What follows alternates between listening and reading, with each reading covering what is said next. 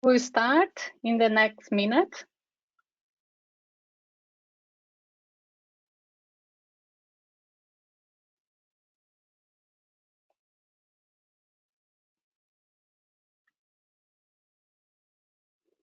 So hi everyone, welcome to the iRAP Innovation Workshop 2021, Data-Driven Innovation to Halve Global Fatalities and Injuries by 2030.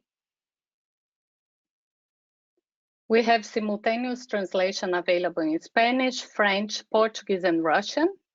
This link to access the translation is also on your chat. You can copy from there. Today is the second and last part of our webinar series. We have 4 sessions and continuing from last day. Session 4 is applications of big data for road safety. Session 5, telematics and speed data solutions. 15 minutes break after that. And we'll have session 6, fleets and crash prediction. We'll have a closing session panel with reflections for opportunities for road safety observatories and the future, and the summary of today's discussion and closing comments. Our webinar will have 3 hours. All attendees are muted, but you are welcome to post your questions on our chat at any time during the presentation. So you can see the chat field on your control panel. So please post your questions there and our moderators will read the questions to the presenters. So also this webinar is being recorded and the video and presentation files will be posted on our website tomorrow. So you also receive an email with this link. And now, to start our webinar and moderating the applications of big data for road safety, I introduce Saul Billingsley, Executive Director of FIA Foundation. So the screen is yours.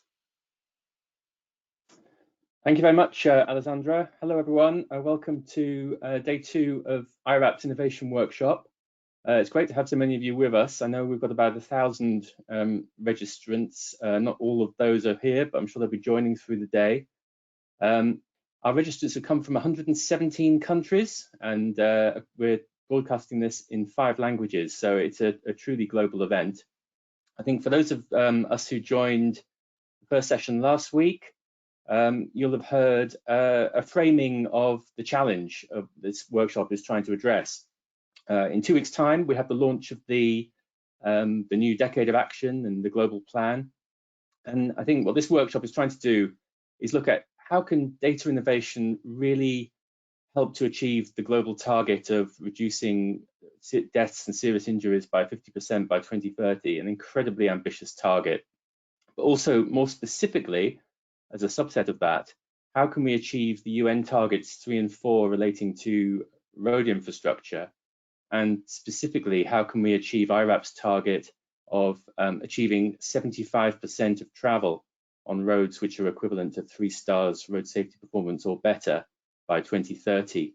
Again, an incredibly challenging target, but one that we know we have to achieve if we really want to achieve that overall fatality and casualty reduction target. So on day 1, we heard from some of the key players in the coalition. We heard from the Special Envoy, Jean Todt, from WHO and the World Bank, from the International Transport Forum, from regional observatories. And we heard from projects from countries including the USA, UK, Croatia, Malaysia, and Australia. Today, what we're going to try and do is drill down further in the 4 sessions we have, looking at issues like big data, telematics and speed solutions, crash prediction, and the role of big data for fleets. So a busy schedule, and we should try and rattle through as we've started a little bit late. But before we get going with the panel that I'm going to moderate, we're going to do a little bit of our own data mining, and I think we've got a poll that we're going to be asking you a couple of questions. So Alessandra, could you put up the first question on the poll, please? If we have a poll. Here we are. Here we have the first question, very easy question. How would you describe yourself or the role of your organization? You've got the four questions there, which I'm not going to read out, but you can choose one. So please vote now. A little bit of active democracy to start the session.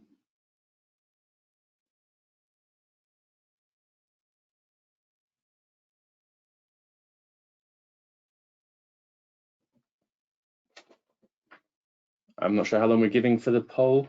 Are we done, Alessandra? We got the answers? 50% voted. Maybe we can wait another 20 seconds. Okay.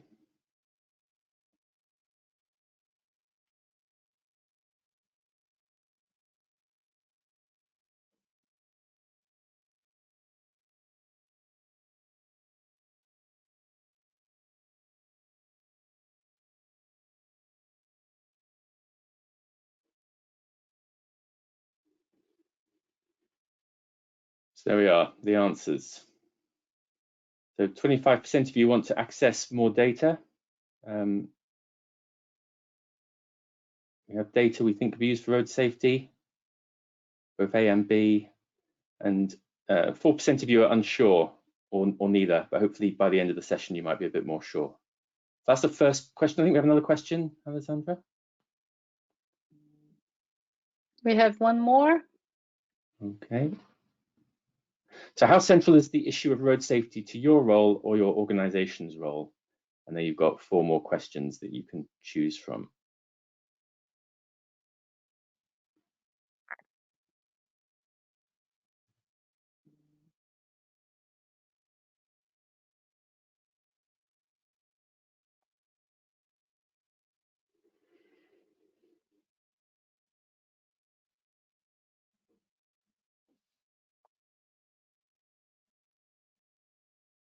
Another 30 seconds.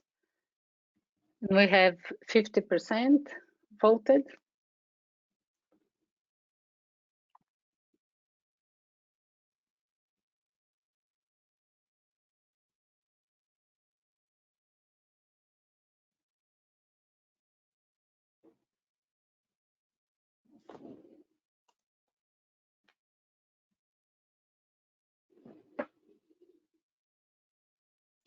So here we go, the answers. So half of you, road safety is central to what you do.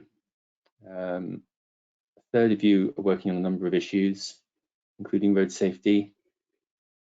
9% marginally relevant and 5% not at all, which means we have about 14% of the people, the audience, who aren't really engaged with road safety, but are engaged with other issues which maybe are relevant, which is interesting. So I hope we'll hear from some of you during the course of the session.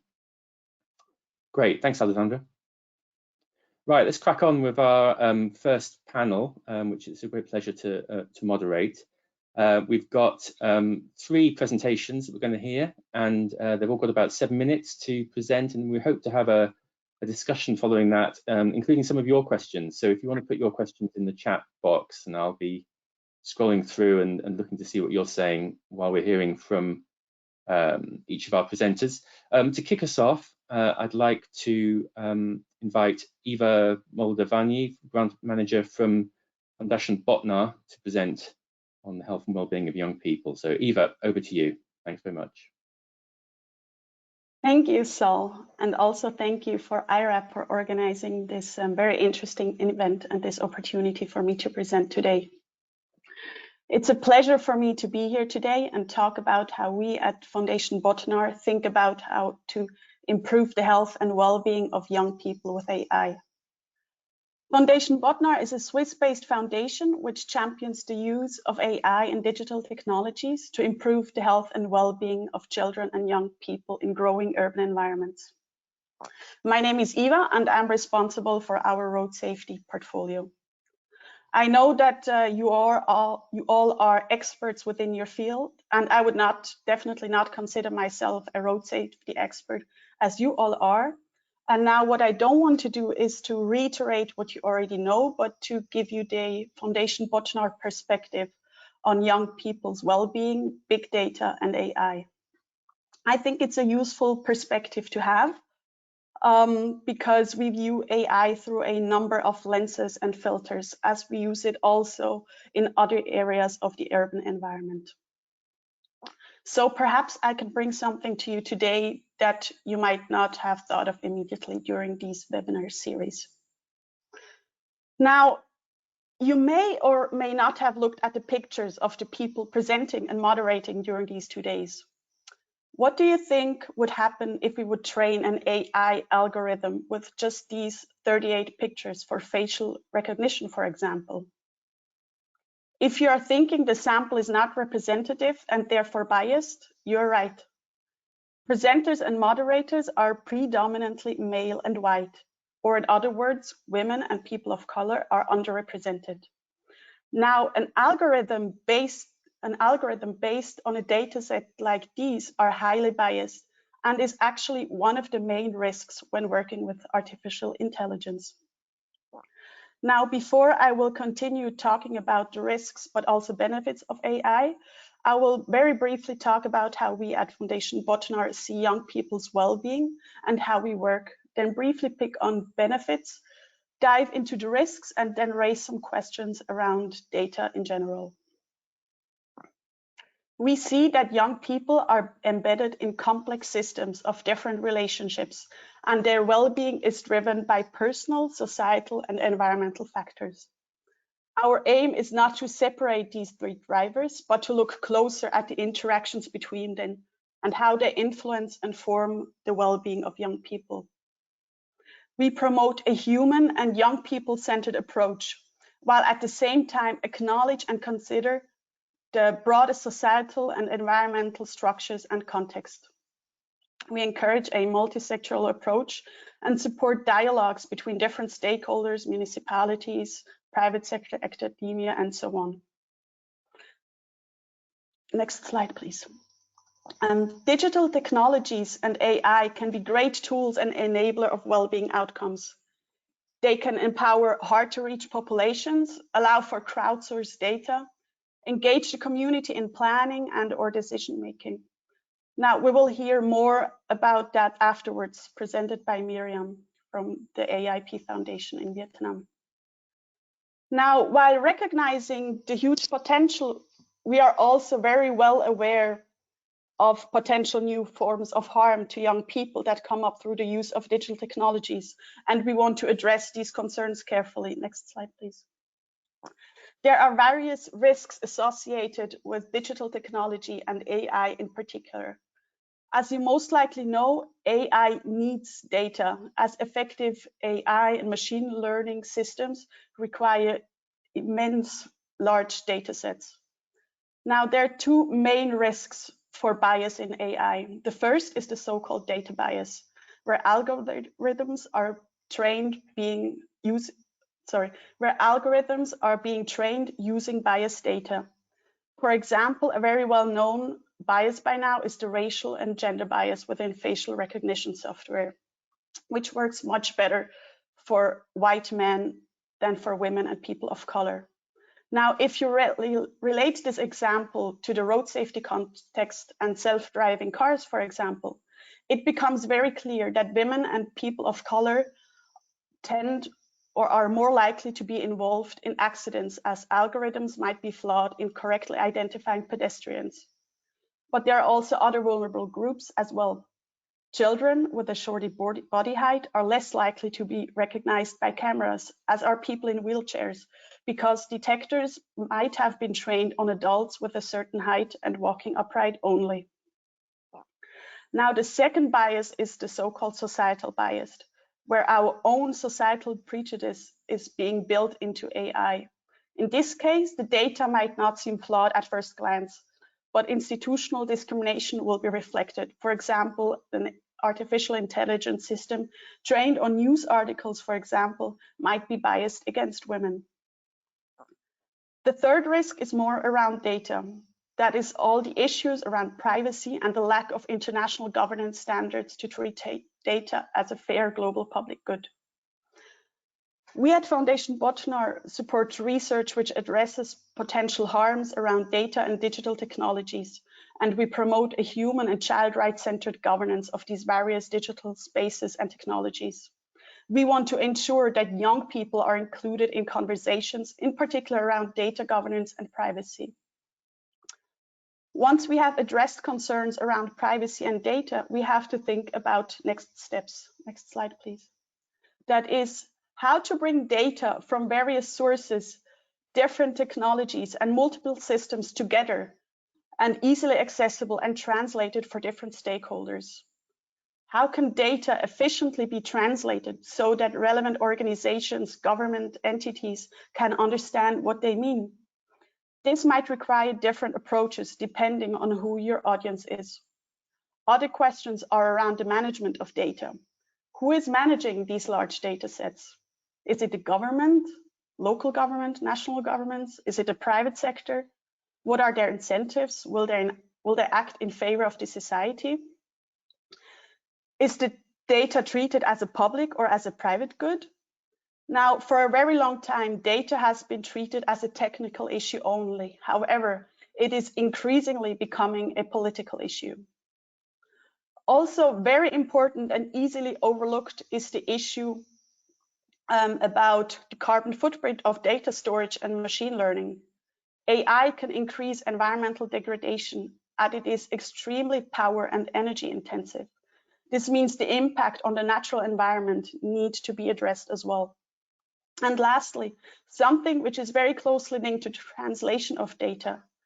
How can we ensure that relevant stakeholders, such as public entities, know how to use the data and make it actionable? We see our role as foundation to build bridges, not only between generations, but also between different stakeholders and support in facilitating a constructive dialogue.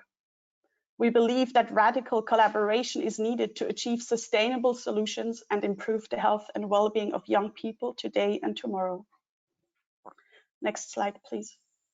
To sum up, incredible advances in AI digital solutions within the space of road safety, together with fast uptakes of ICTs, change current approaches to road safety.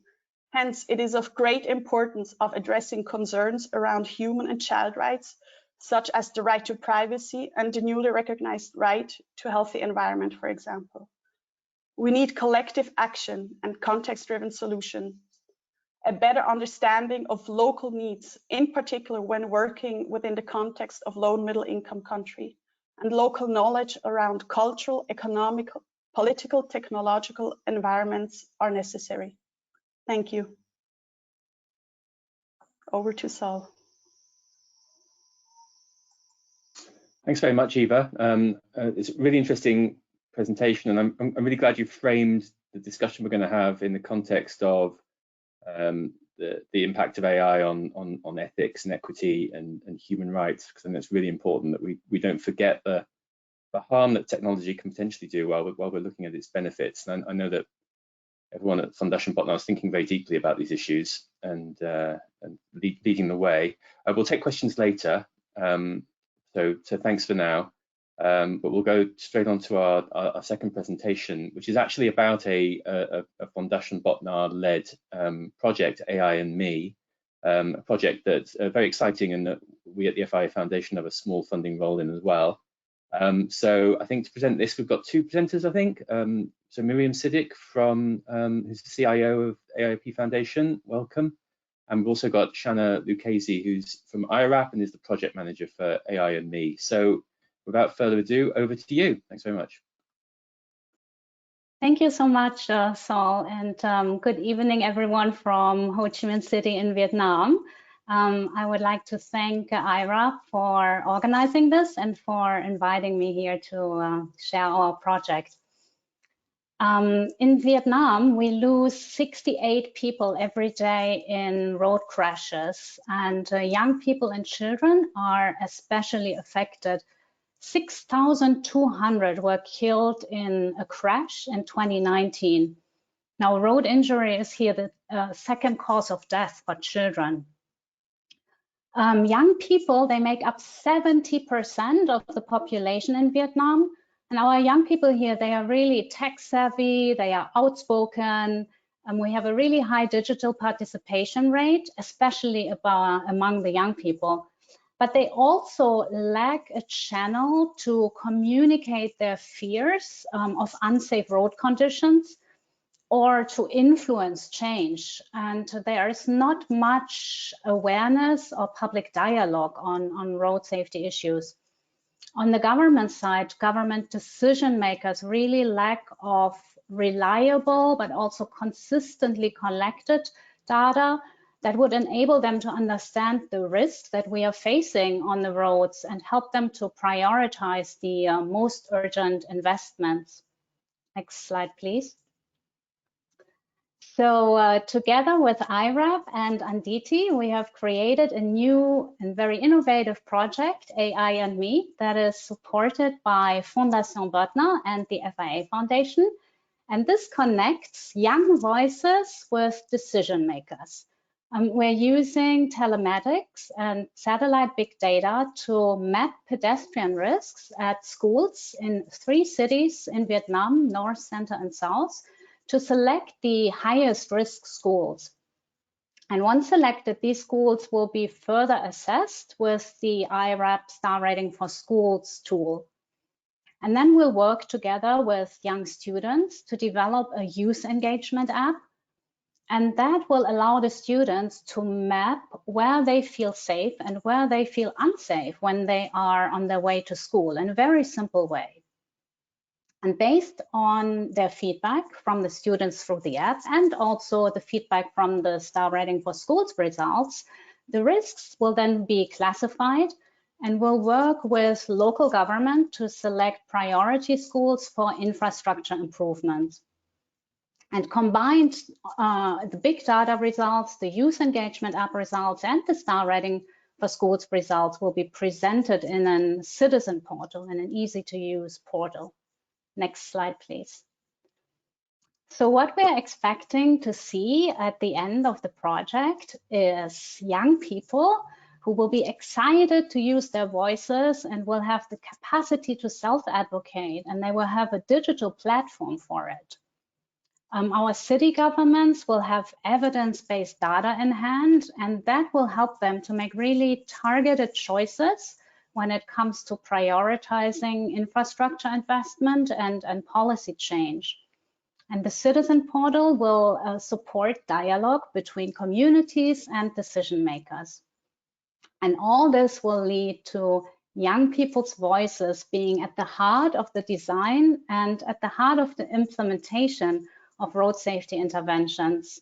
So AI and Me will create a healthy and safe environment for young people to thrive in. And now Shana will talk more in depth about the methodology. Thank you, Miriam, and thank you everyone for attending the iRAP Innovation Workshop.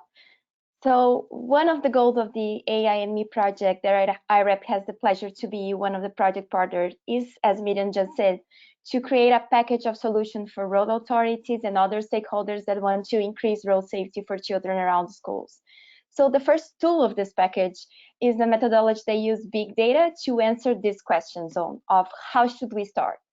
So we are proposing a method to create an automatic, scalable, evidence-based approach using big data to select schools located in high-risk road environments.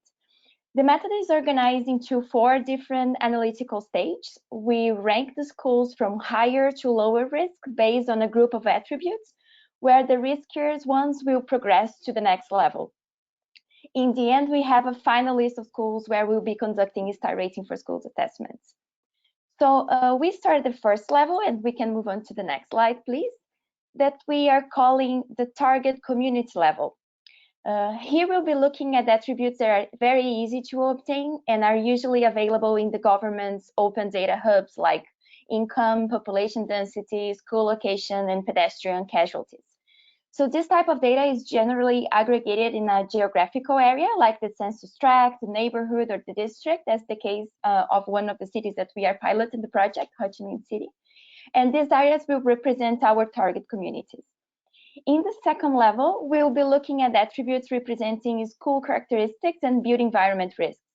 So a number of lanes in the school roads and the number of intersections around the schools representing crossing risks. And we are using, for instance, satellite images and MNR data to collect those attributes. Then the number of students, type of roads, and other attributes can bring us good insights into the risk for children while walking on the streets. And we assess how exposed those children are on the road in the third level using traffic volumes and speed data. This type of data is sometimes costly and challenging to obtain for the whole city. So as the analysis level progresses, we are also narrowing down the amount of data we need to collect in each level. This reduction allows us to increase the level of details required for data in each stage. And the third level results are the list of schools, actually is the list of schools that you should prioritize to conduct the star rating for schools assessments in the third level. In the next slide, just to give you an example of how the areas of analysis reduce over the stage, we have an example of an application in Ho Chi Minh City. This is not the results for the project yet because the analysis is still ongoing. So it's just an example. But if you look at the first picture, you see that we have data collected for the whole city. That is the first level of analysis. And based on the rank of the districts that present the most risk characteristic for the first level attributes, we target the community that we work on the second level. Then we will get second level data for the district area. And with that, we will select the riskier schools inside the district. Then look at a buffer around the schools, the pink circle that you see on the pictures. We ranked the most dangerous schools based on volume and speed data. So the methodology brings an effort to identify road safety risks for pedestrians in a macro level perspective, narrowing down the analysis until we get to the micro scale infrastructure that we will look at using star rating for schools. So we are piloting the methodology in the AIME project in Vietnam, but we can see a lot of potential to use in other cities and other countries. Thank you very much, and I hand over to you, Sol. Thanks very much to both of you. That's a really quick tour through a very interesting project, and I think it's really interesting in a sector and an issue where resources are so tight.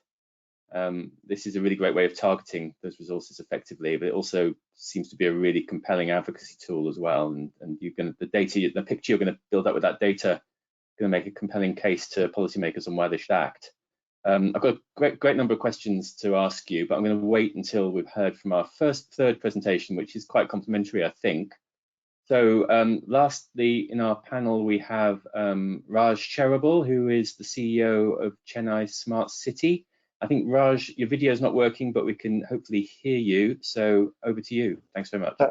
Sure. Thank you, Sol, and thank you, iRAP, for this wonderful opportunity.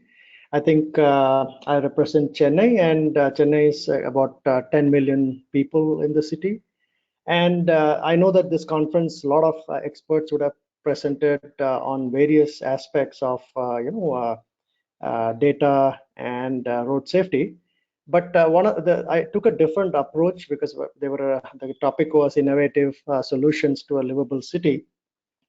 And what I wanted to convey to you is that in many parts of the world, and India especially, and I suspect Pakistan, Bangladesh may be very similar, where the infrastructure, even when you have data, so I will talk about data very soon, but the picture that you're seeing right now is one of our projects that basically we took a commercial part of the city and we pedestrianized most of it. It's a very well-received pedestrian plaza. But what is interesting is that about 2, 3, 4, 5 years ago, if you had suggested this in the city, people would have laughed at you, because the simple question would be, when you have no space for cars to go back and forth, how can you ask for footpaths, sidewalks?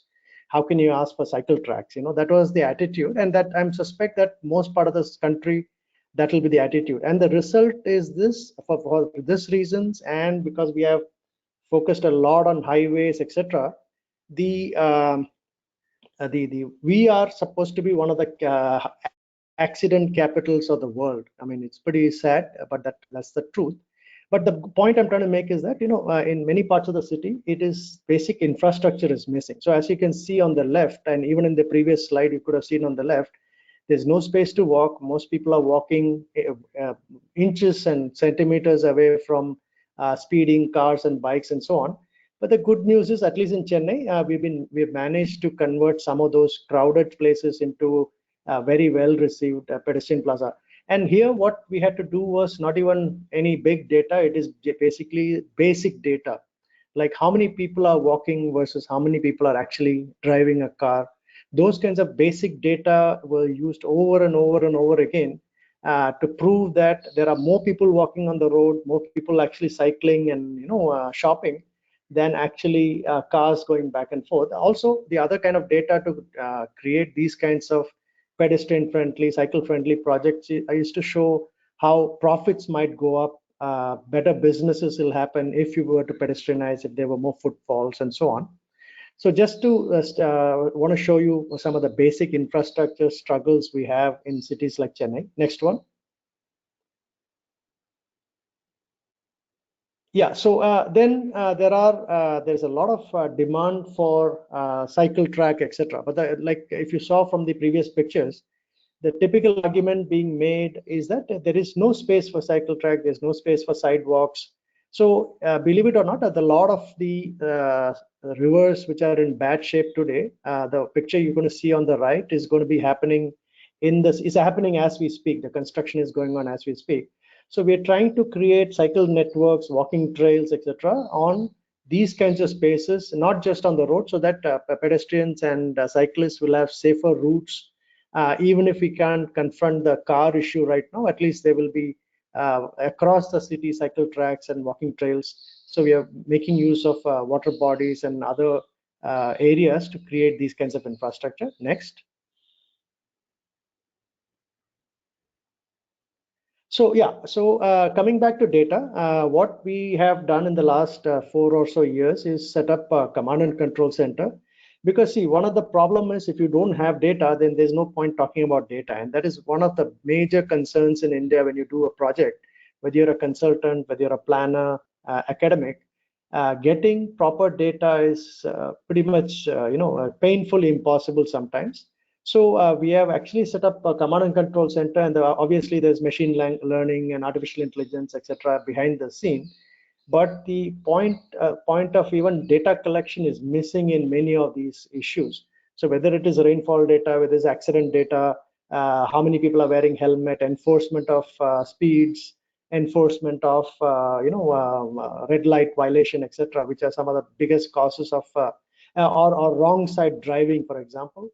Most of these things, enforcement is missing. So we are in the process right now of setting up these kinds of systems in place. So for example, in the last few years, we have about 500 odd edge analytics cameras, which are able to recognize somebody who may be not wearing a seat belt, not wearing a helmet, or coming in the wrong direction in a bike and so on. So a lot of these infrastructure pieces are being set up. Next.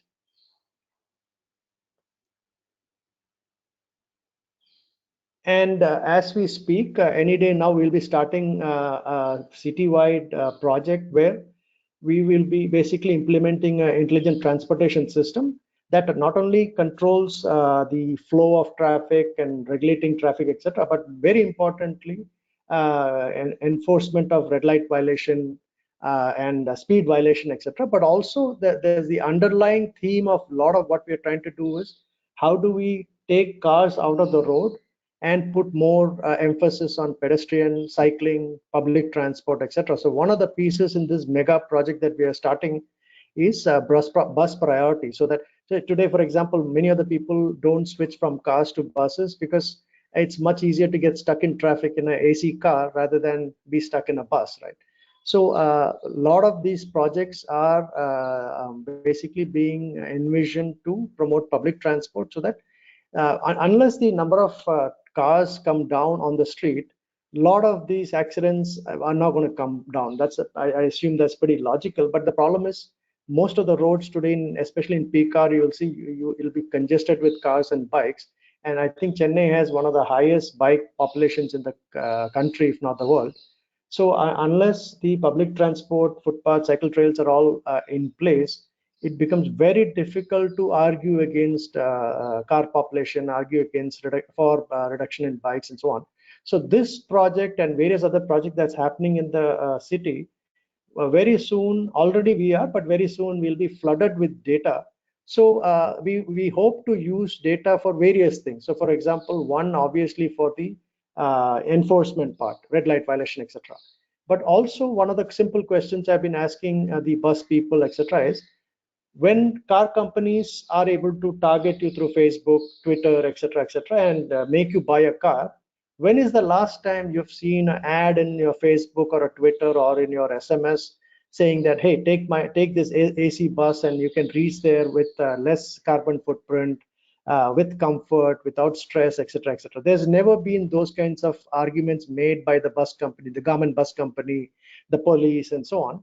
So what we hope is that using this data, we will be actually able to convert the people who actually cause the congestion, actually cause the accidents, which are the car drivers and the bike drivers, at least especially during peak hours, to target them, to see how do we move more and more people into cars so that the number of car population comes down in the city.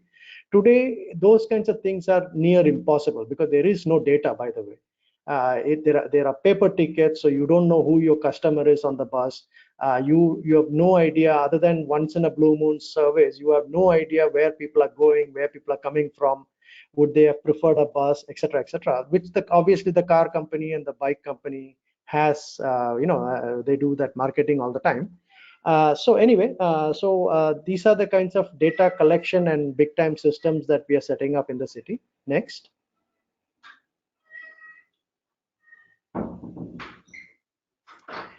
Finally, I think because of some other big projects and successful projects that's happened in the city, the World Bank and government of Tamil Nadu, the state of Tamil Nadu, has gotten into first of its kind in the country. Basically, Chennai is going to become a Chennai city partnership between the World Bank and the Tamil Nadu government. There are layers of different things that's going to happen. But one of the things that is very critical, and again, this is the first time in India it's happening, is a city-based study and project for how do we improve road safety. Basically, the target is in 5 years, we would like to reduce fatality by 50%. So as we speak, that comprehensive study is going on. And like I said, the Chennai core city itself is about 10 million people, but this will be the larger metropolitan area of Chennai. And from this, we hope to ensure that from the data that's already giving us a lot of interesting insights. So basically, for example, most of the people I would suspect on the road who are driving the cars or bikes have never been trained how to drive a car or a bike. It's as good as giving guns or weapons to people without training. These are deadly weapons, but the Indian driver training systems are so poor that there is the most people on the road have very little understanding of how to drive a car and what are the rules and regulations. So unless we fix those things, most of these rash driving and bad behaviors on the road will not change. That is just one example. Then the other example from the data would be that there are a lot of areas, where dangerous spots on the road, where whether it's a road condition or it is the pedestrian crossing the road, etc., So more targeted way to fix the road quality, potholes, all the different things that's causing the accidents, those should be taken up. Similarly, there are various verticals, various departments. If you go to the next slide. It's a massive project. So this involves, I think these things are familiar. Most of the people in this seminar would be familiar. Can you go to the next one? So as you can see that, there are multiplicity of departments and organizations involved in road safety. And this project becomes so challenging because all these different departments, see, for example, unlike certain countries, cities like, let's say, Paris or London, Chennai doesn't have a very mayoral system. We do have a mayor, but most of the power and the departments are either at the state government level or at the central government level. So, for example, highway department is state government, police is state government, transportation is state government, some of the other things are on central government. So setting up systems that will end up not only collecting data, but actually coming up with insights from all these data that's coming from different departments and coming up with solution and actually getting to implement becomes a nightmare to some extent because of the multiplicity of organization. Unlike, for example, Land Transport Authority in London, there is an attempt under the city partnership to set up a very similar organization in Chennai, which will then start handling traffic and transport related issue as a city rather than as bits and pieces of various departments. So as you can see, a lot of efforts going on, and a lot of we are getting flooded with data. Now the issue is, of course, how do we start using this data in a meaningful way and more often, because the systems capabilities and staffing, etc., is very poor. My approach always is to say, can we do 80-20 rule? That is, with little bit of effort, how do we gain the maximum amount of benefit in whether it is accident reduction and so on. This is where all this data that's flowing in and the road safety study is going to make a big difference, so that we can start attacking the problem right away from the very start itself. So I'll stop here, and if you have any questions, I'll take it later. Thank you so much.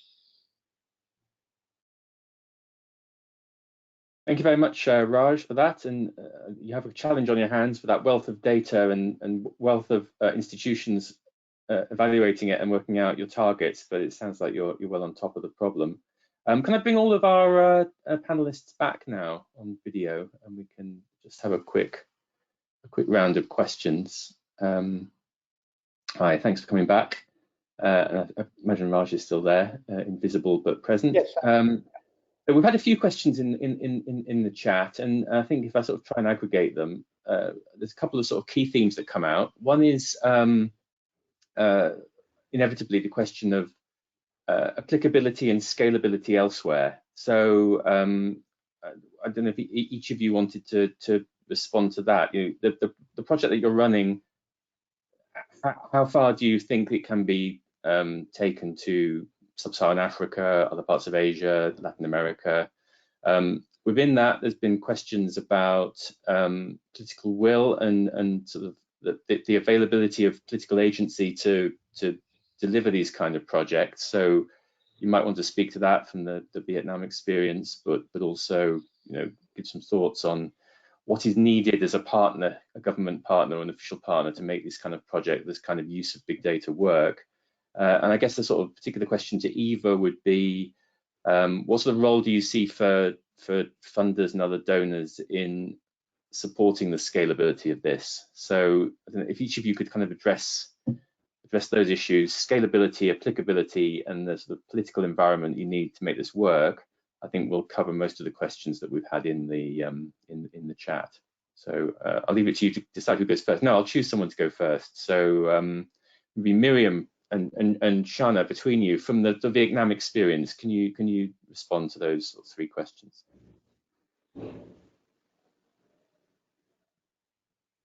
Go ahead, Miriam. Well, I can try to address maybe the applicability thing. I think the whole package of solutions that we are putting together for both for the AIME project funded by FIA Foundation and Foundation Bottonar is all the package of solutions need to be applicable, can be applicable in different cities. We are piloting in Vietnam, but in fact, any road authorities who need assistance with prioritizing actions on road safety could use that solutions. From the methodology that I presented, the number of attributes is optimized for the Vietnam context, but they may be adapted depending on the project aims and the reality and availability of source data in each country. So for instance, if you have speed data for the whole city, you don't need to wait until the third level to use this information. You can use it to target the risk community right away. And the idea of the method is also to be very flexible and adapt depending on the project goals. So if you are thinking from a region or country perspective, you can use the method to target communities and to identify the cities that you need to prioritize, and not specifically an area of the city. So it can be, I think, very precious to improve road safety for pedestrians in different contexts, and not only the big data screening, but the youth engagement app and the other the whole package of things that I've been putting together to Bottonar project. I don't know, Miriam, if you want to talk a little bit more about the political side. Yeah. Maybe to add to that on the political side, so we are very lucky to have so extremely supportive city governments in the 3 cities we're working in. But also there's a national framework that is extremely helpful.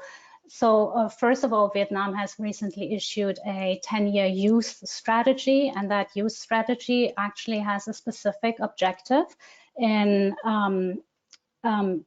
letting young people participate more in decision making, in national development, and that goes up to 2030. And then we have our National Road Safety Strategy as well, 2021 to 2030, that was just released. And there is a lot of commitment to 3-star roads or up, 3-star roads and up. So around infrastructure improvements, but also interestingly, for the application, a lot of push for application of new technologies in traffic management and in infrastructure as well. So that really creates a very supportive environment for the context to within Vietnam as well, I would say, to scale this project to other cities, to other regions, do it from a country perspective, maybe later on as well. But I mean, the question to both of you, if you don't have that kind of supportive political environment and you're trying to do a kind of community-led action, do you think that's possible? Is it possible to aggregate the kind of data you need without the support of authorities?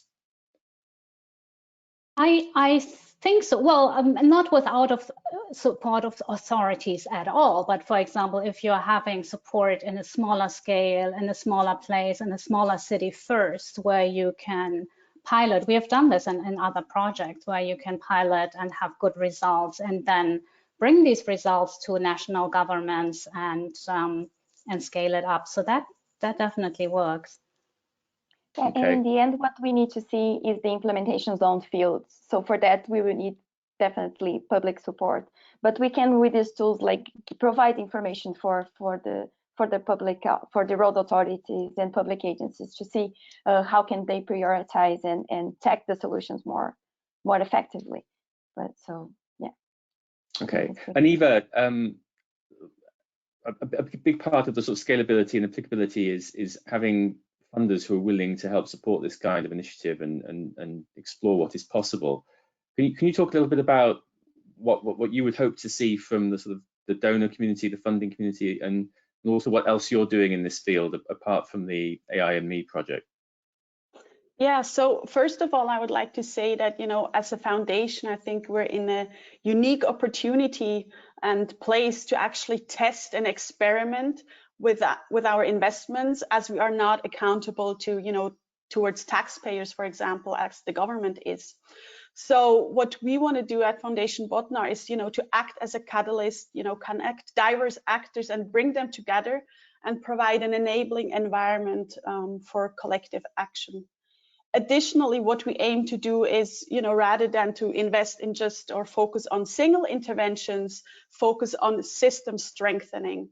And again, acknowledging that young people are embedded within, you know, very complex societal and environmental structures.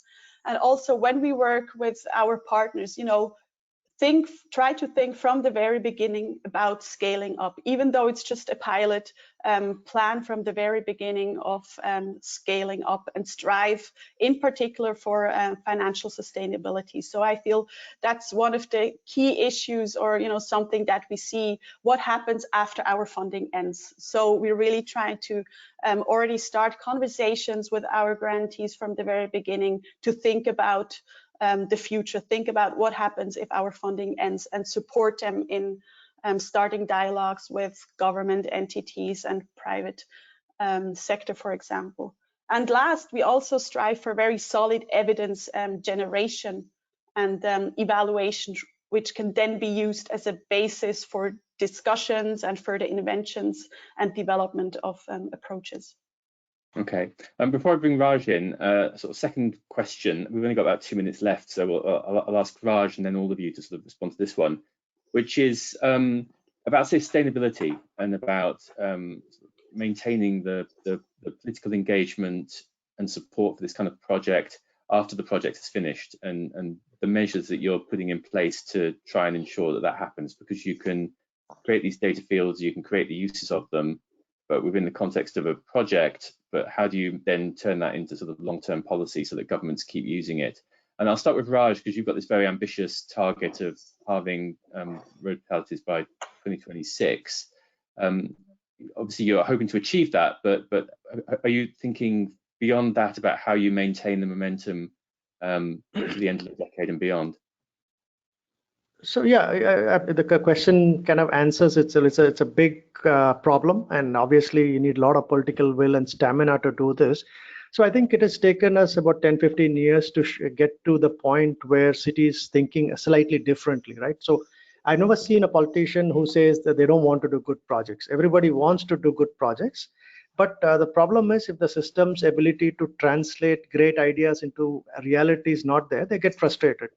But at least in this city, out of the last 10-15 years, we've shown various demonstrations of various projects, and that is all built up to pedestrian plazas or parking management system and so on and so forth. So you have to demo things on the ground for people to start believing, right? So it doesn't have to be your own city. What we did was we took people from here to Bangalore or a Pune or a Paris or wherever, so that people can believe that these ideas are real and it's doable.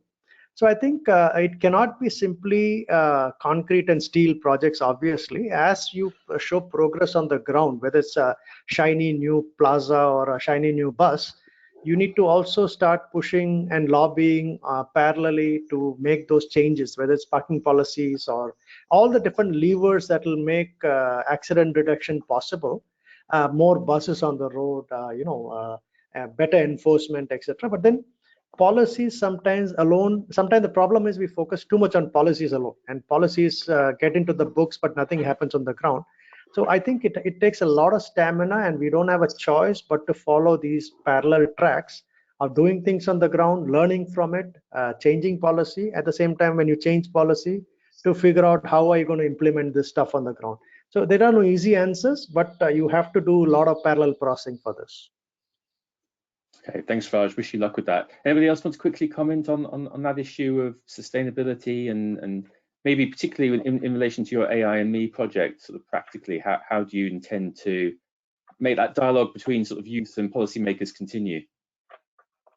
Yeah, so maybe just a quick example. So this is a 3-year project, but we actually have started already before the beginning, all right, at the beginning, to talk to our government partners to take on and own the citizen portal and platform. And for the youth engagement app, there is plans as well to integrate that into the existing star rating for schools web application. And in Vietnam, a lot of government, it's very highly regarded, this tool, by iRAP in Vietnam, and a lot of government officials have been trained on it already. Lots of things I think we're doing right. The important part for me is that you start right in the beginning with it. The youth that we are empowering now and that are starting to not only give input, but really create this app with us. I mean, they will be training their peers. It's something they want. We have created a project, I think, that the youth wants and needs, rather than sort of from the top down, like, here's what we want you to do. Yeah, that's really important. Okay, I think I'm going to have to stop us here because we've hit the hour mark. So I'm going to say a huge thank you to our panelists and wish you all the best with your endeavours, and look forward to hopefully coming back to a future innovation workshop and hearing some of the results from these exciting projects. So thanks to you, thanks everyone for listening, and I'm going to hand back to Alessandra for the next session. So thanks very much. Thank you, Saul. Thank you, Saul. Bye. Thank you so much. Thank you, Saul, and the presenters for this session. We received many questions on the chat.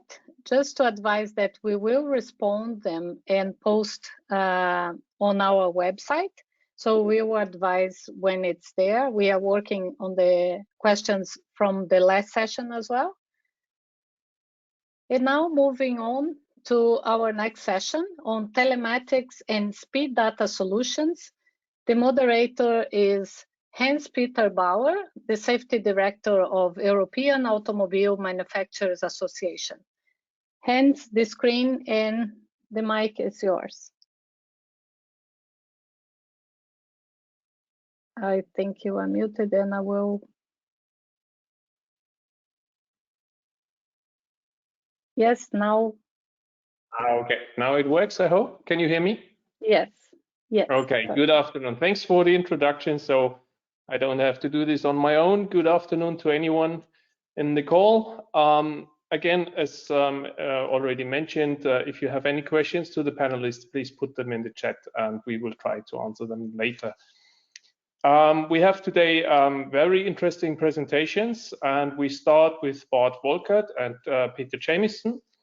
Bart is Global Program Manager at TomTom in the map sensor sourcing operations team and working for 16 years at TomTom in various positions and responsibilities. He and his teams collecting real-world geographic information with a current focus on integration of map data within customers' business applications. Peter is Managing Director and founder of Andity. With 30 years of experience in environmental engineering, he and his team created a new generation of precise data analysis solution for detection of road assets and safety features. And both will now talk about global scaling with road, AI, and navigation data. And I will hand over now to Bart and Peter. Thanks, HP. Thanks, iRAP. I'm very pleased to be part of the event and be able to speak about TomTom and basically some of our products that are ready to help some of the road safety innovations and programs. So let me kick off with a few words on TomTom before diving into the specifics.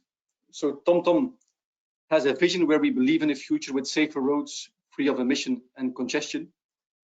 And as a map-making expert, we are on a mission to develop a variety of location technologies to make this vision a reality.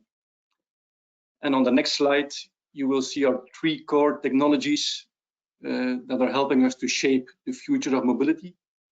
So top-down or highly accurate maps, our navigation software, and our real-time traffic and services, like think about traffic incidents, fuel stop stations, parking, weather info.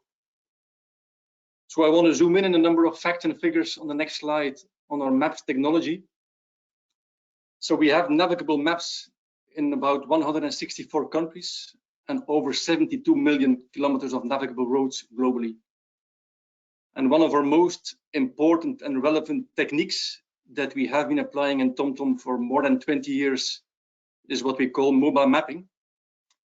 So with mobile mapping, we refer to a process where cars driving around on most of the important roads, most driven roads globally, are collecting high quality images, high quality sensor data.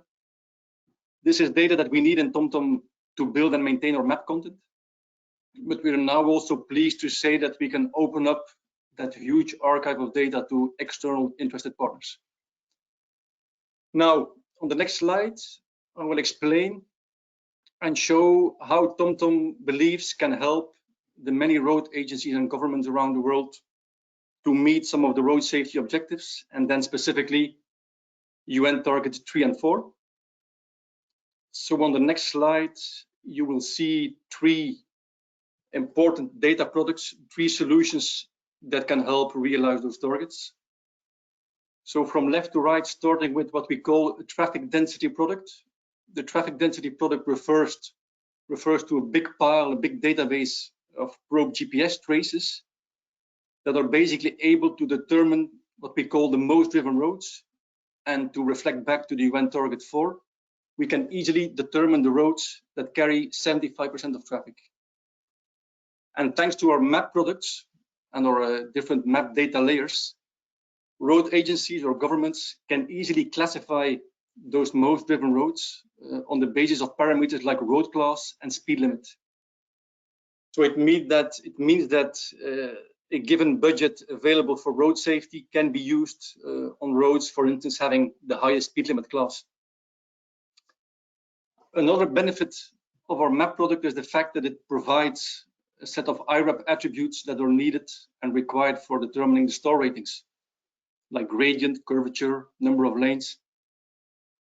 And last but not least, our mobile mapping program is providing a huge archive of millions of kilometers of data, of images, of point cloud data that is being used as we speak by our tech partner Anditi in a number of projects all over the world. So Anditi is leveraging their AI and machine learning processes and is capable of extracting value out of our LiDAR data. And to make it specific, Anditi is able to extract iRAP attributes that are needed to determine the star ratings. And in the next session, Peter will explain and showcase a number of his software packages. Now, next slide, please.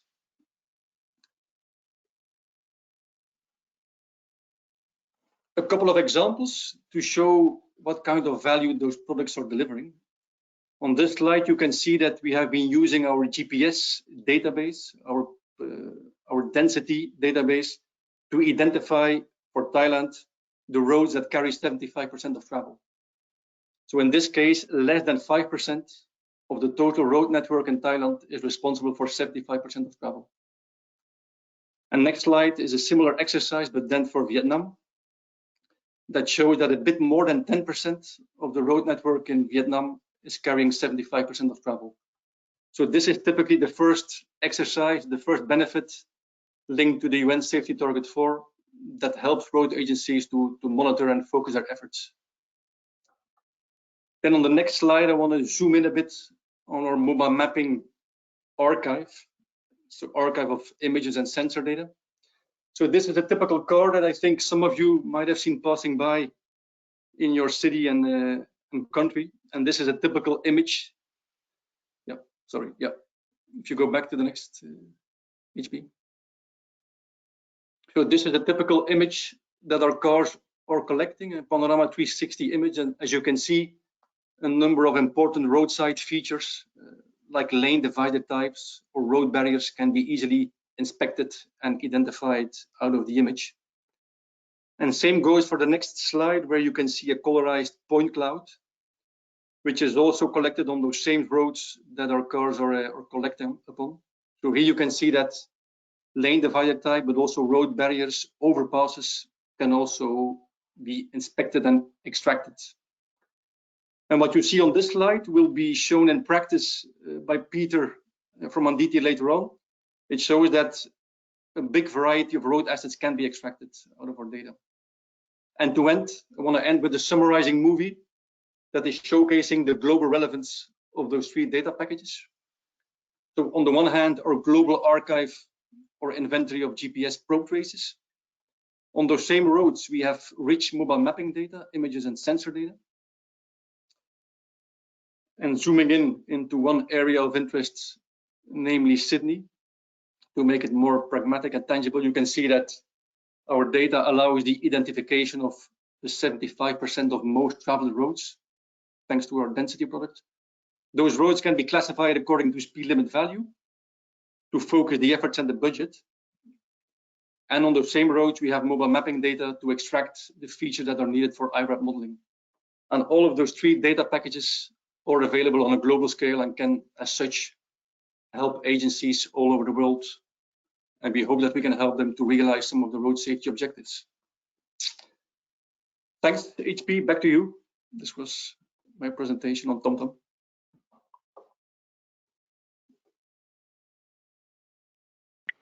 It's on your turn, Peter.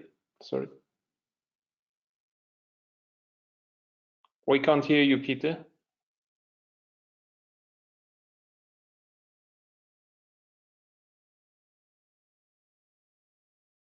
Is that better?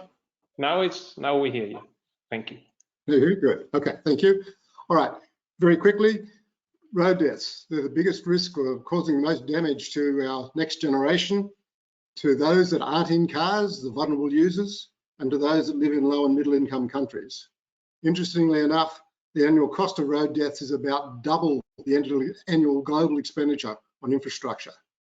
If we think about road deaths and the cost of that, the cost per kilometre travelled sorry, the cost of a road death per kilometre travelled on a 1-star road is about double the cost of the fuel we burn driving along that road. So it's a really high cost that we haven't taken into account. The benefit to cost ratio of road improvements is about 4 to 1 in high income countries and about 8 to 1 in low to middle income countries. Next, please. So we'll give you some examples of some of the innovation projects we worked on, and I'll talk through these reasonably quickly. First one, Slane Task 7.3, which Marco presented and talked about. I'll show you some examples from that. Main Roads Western Australia, the AI and ME project that Shana and Miriam just talked about. iMove project, where we're actually looking at redefining what iRAP is from a digital definition, and then a bit about our road inspection system. Next slide, please. So this is TomTom's MoMA data. Basically, we used it to assess roads and lines and signs across 2,000 kilometres of Europe. You'll see an image down the bottom on the right left-hand side. We're actually looking at line markings. The next image across from that is where we've actually incremented that on 8-metre segments across the whole of that 2,000 kilometres. The last image shows looking for signs and pulling data out of their TomTom's MNR database. Next slide, please. Main Roads West Australia, we were looking for road assets. Next slide, please. And can you start this one for us too? Thank you. Yep. Basically there we were using TomTom's MoMA data to extract digital features to extract sort of road assets and safety features from the road system. And you can see from this the richness of data richness of information that we can extract. Next slide, please.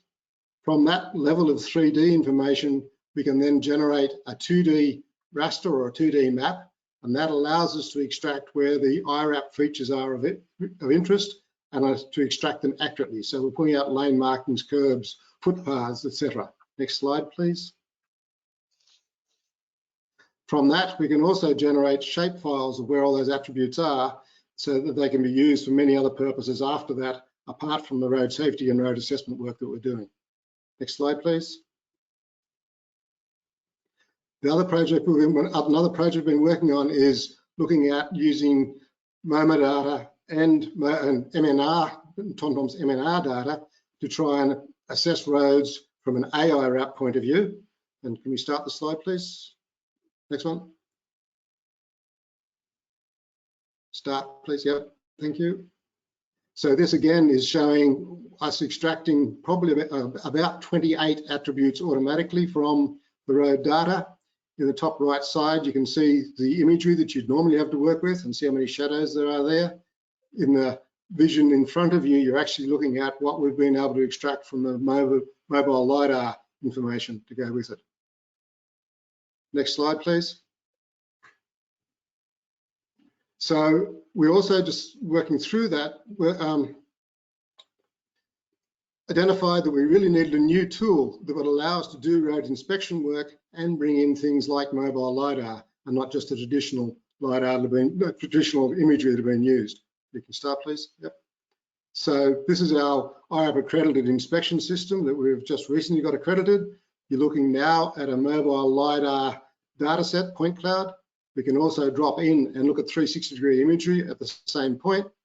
We can jump into that data and then do a whole range of things in the LiDAR, because it allows us to do distance measurements and slope measurements, gradient, a whole range of other things in that space, and work from that.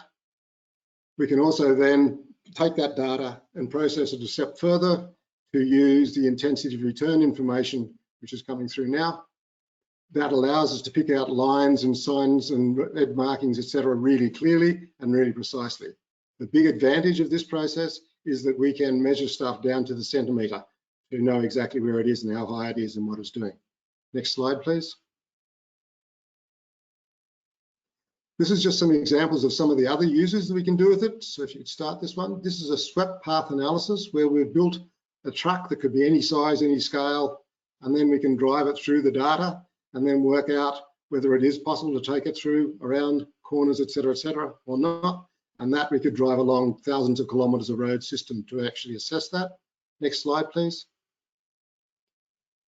This is another example We're doing some work in the USA at the moment where we're using mobile LiDAR to actually do bridge height measurements or bridge clearance measurements. This avoids having to get surveyors out on the road and having them at risk from trucks and cars and those sorts of things going through. Next slide, please. So where are we at in terms of the accelerated and intelligent road assessment work that we've been working on? We're currently seeking accreditation for about 27 star rating attributes, which we've talked about. The manual process, when you're working in urban areas like the one we're just looking at, you're doing about 3,000 measurements and decisions per kilometre. That's a lot when you're doing it manually, and it's not scalable. We're looking at being able to cut that back down to about 10% of that going forward. We haven't got a silver bullet as yet, but we're working to that. The road viewer portal that we just showed you earlier on has been designed from the start to allow us to actually process data manually, which has been done in the past, but also to start to bring in each of these new attributes and features and have them already embedded in the portal by the time you start doing work on it. Okay, so Ndidi and TomTom are working with iRAP and the road stakeholders across the globe to achieve UN road safety targets for reducing road deaths by 50% by 2030. And there's our contact details down there. Thanks, HP. Thank you. Thank you, Bart and Peter. Very interesting. So I would move on to the next presenter. This is Dr. Sam Chapman.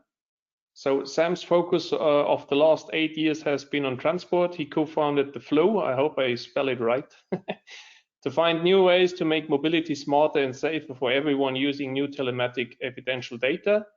The Flow is a world leader in telematics, vehicle data capture, and its behavioral risk analysis. And he will give us insights in using telematics speed data for road safety. So Sam, it's on you now.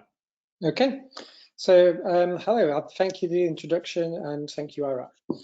I'm here to talk to you about using telematics, specifically telematics data, speed data for road safety and how that works. But first of all, just a little bit, next slide, please, about the Flow and who we are.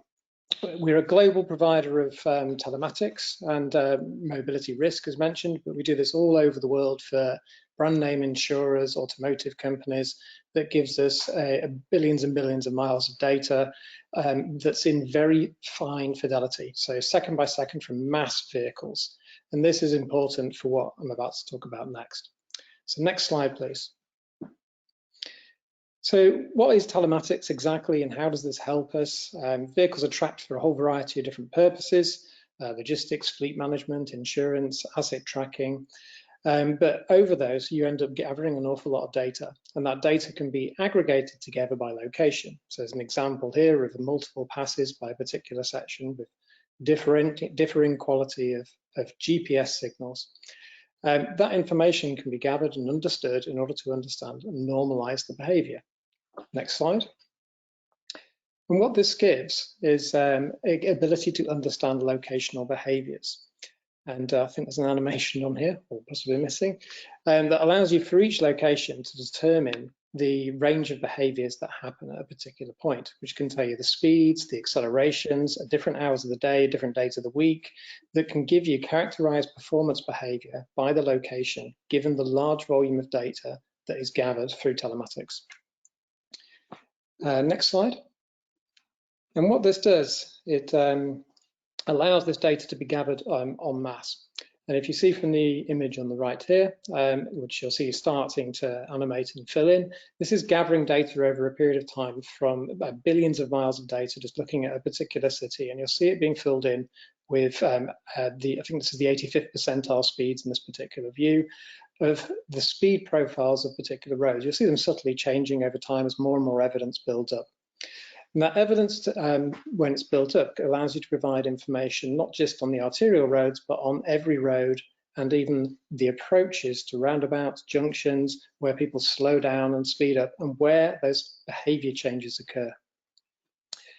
And this is important because it helps to fit into road safety assessment quite nicely and existing approaches. So these can actually be used in current models. So if we go to the next slide, I'll explain how that works. With how this helps with road safety, obviously models for iRAP obviously take into account a range of different factors. Most of these factors are about the location in question, the risk of hitting objects at the side of the road, the condition of the road, and so on. But it's also important to include within these models aspects of the typical behaviors observed at those locations. And these can obviously be built up using telematic data. So examples here, the mean operating speed and 85th percentile speeds down a particular section of road. And from this road, from the bottom right, you can see it as it's progressing up this road towards the end, there's a generalized slowdown of traffic. And you can see the change of that and the change of those speeds on the left, where you see the mean speeds and the 85th percentile speeds happening at minute sections of the road as they approach this particular junction. Also on these sections, you can look at the acceleration changes, the profiles of those between them, the rate of change, and also the upper aspects of operating speeds, which could be used in future models to improve, again, modeling behavior. Next slide. And this is important because it allows us to improve the risk models that we actually have. Now, most speed data that's used in assessments at the moment is taken from point measurement. They're taken from traffic models. They're taken from individual measurement at different locations down a road. However, it doesn't include the full length of the road. It doesn't include where people speed up, they slow down, they moderate their behavior because of the environment in which they're driving through. So when you get more accurate speeds, it actually changes the risk profile. So this is an output from an iRAP model, whereby the traditional speeds and telematic speeds are compared.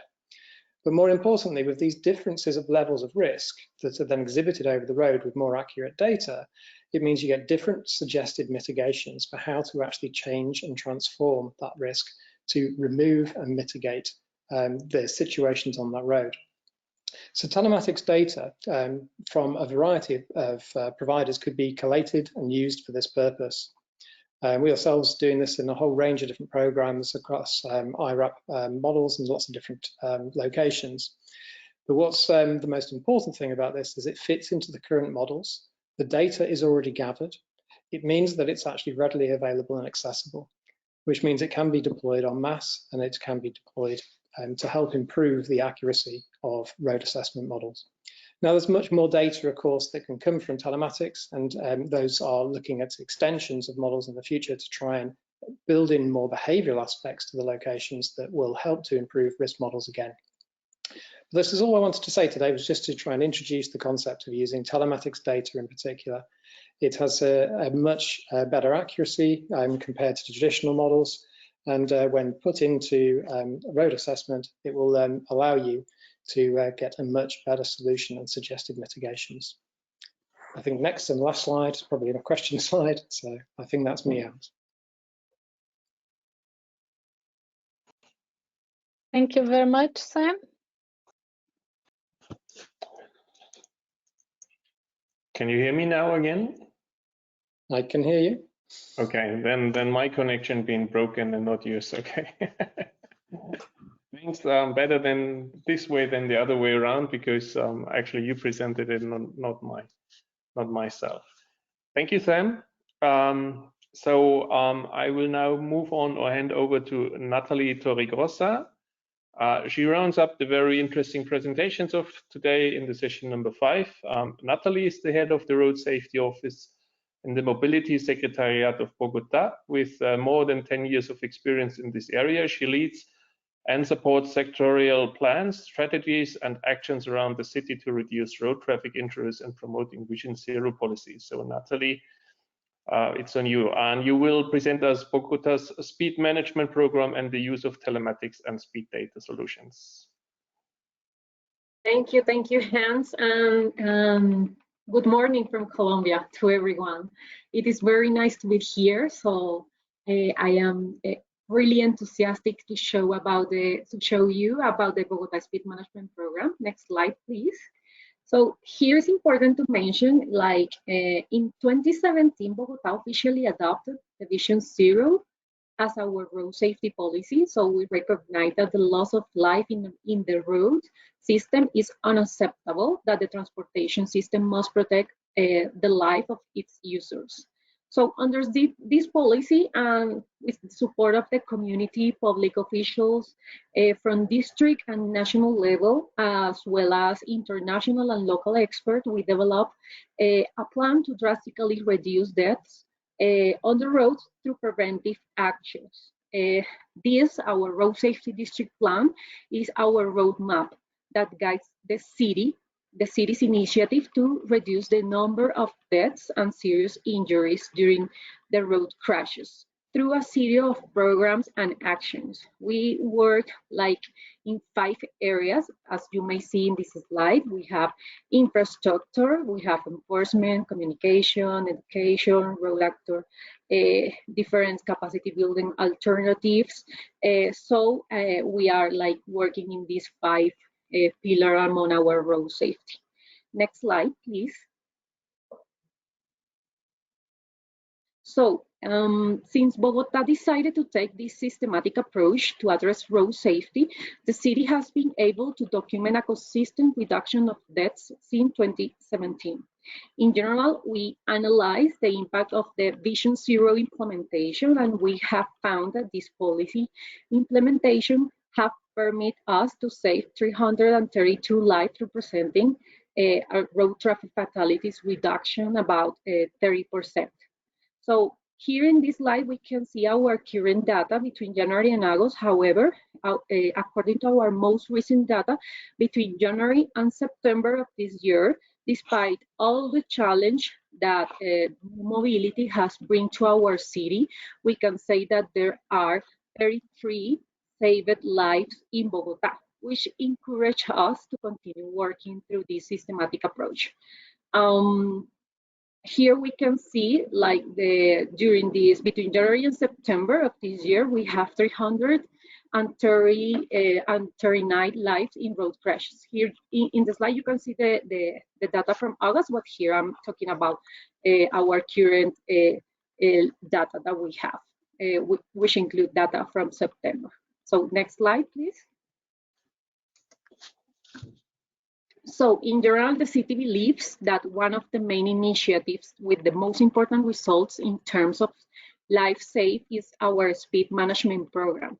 This is a tool that aims to manage safer speed in the city to the implementation of engineering, data, education, enforcement, and communication strategy. We have 3 levels of engagement from this management program. For this speed management program.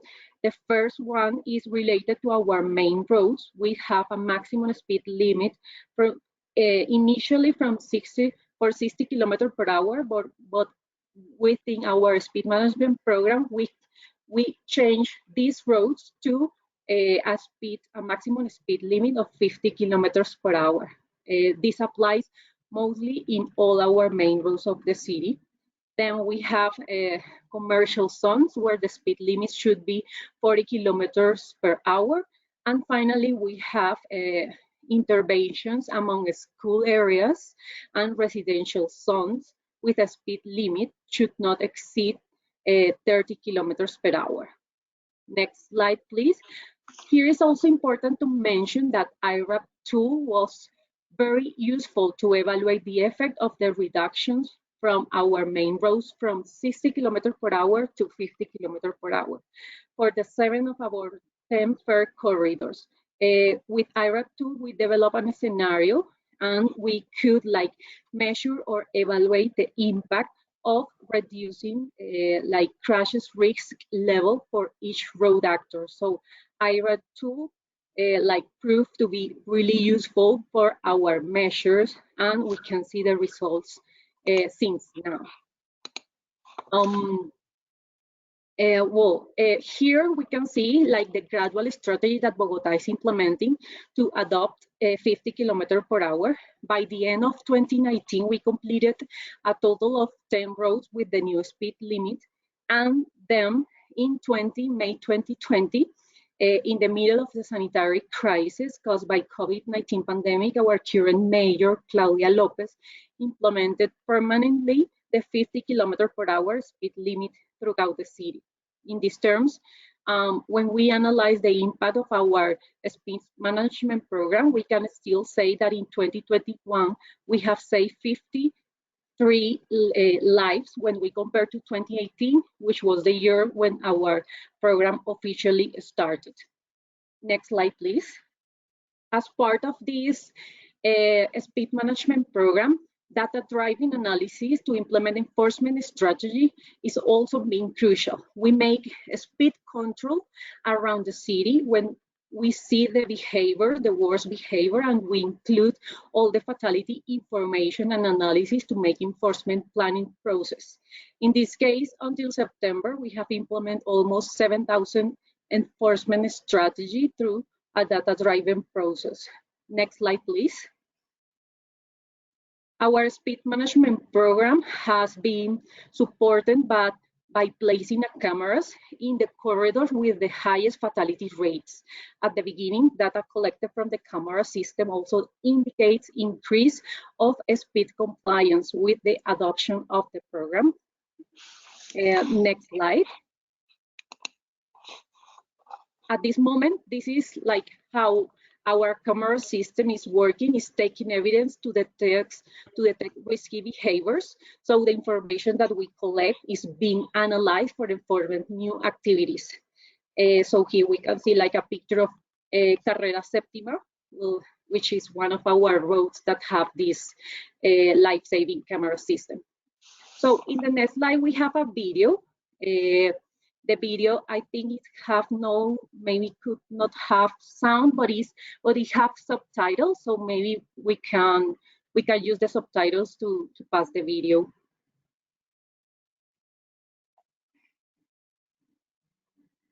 Yes, here we can see like what are the infractions that the cameras detects.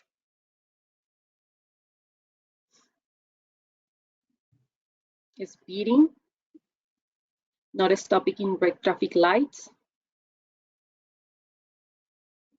transit during vehicle restrictions, no carry out like technical and mechanical work paper. We have 6 infractions, and that's like RUND is like our system when we register all the driver information and all the evidence, and we can compare all the vehicle evidence with our RUND system.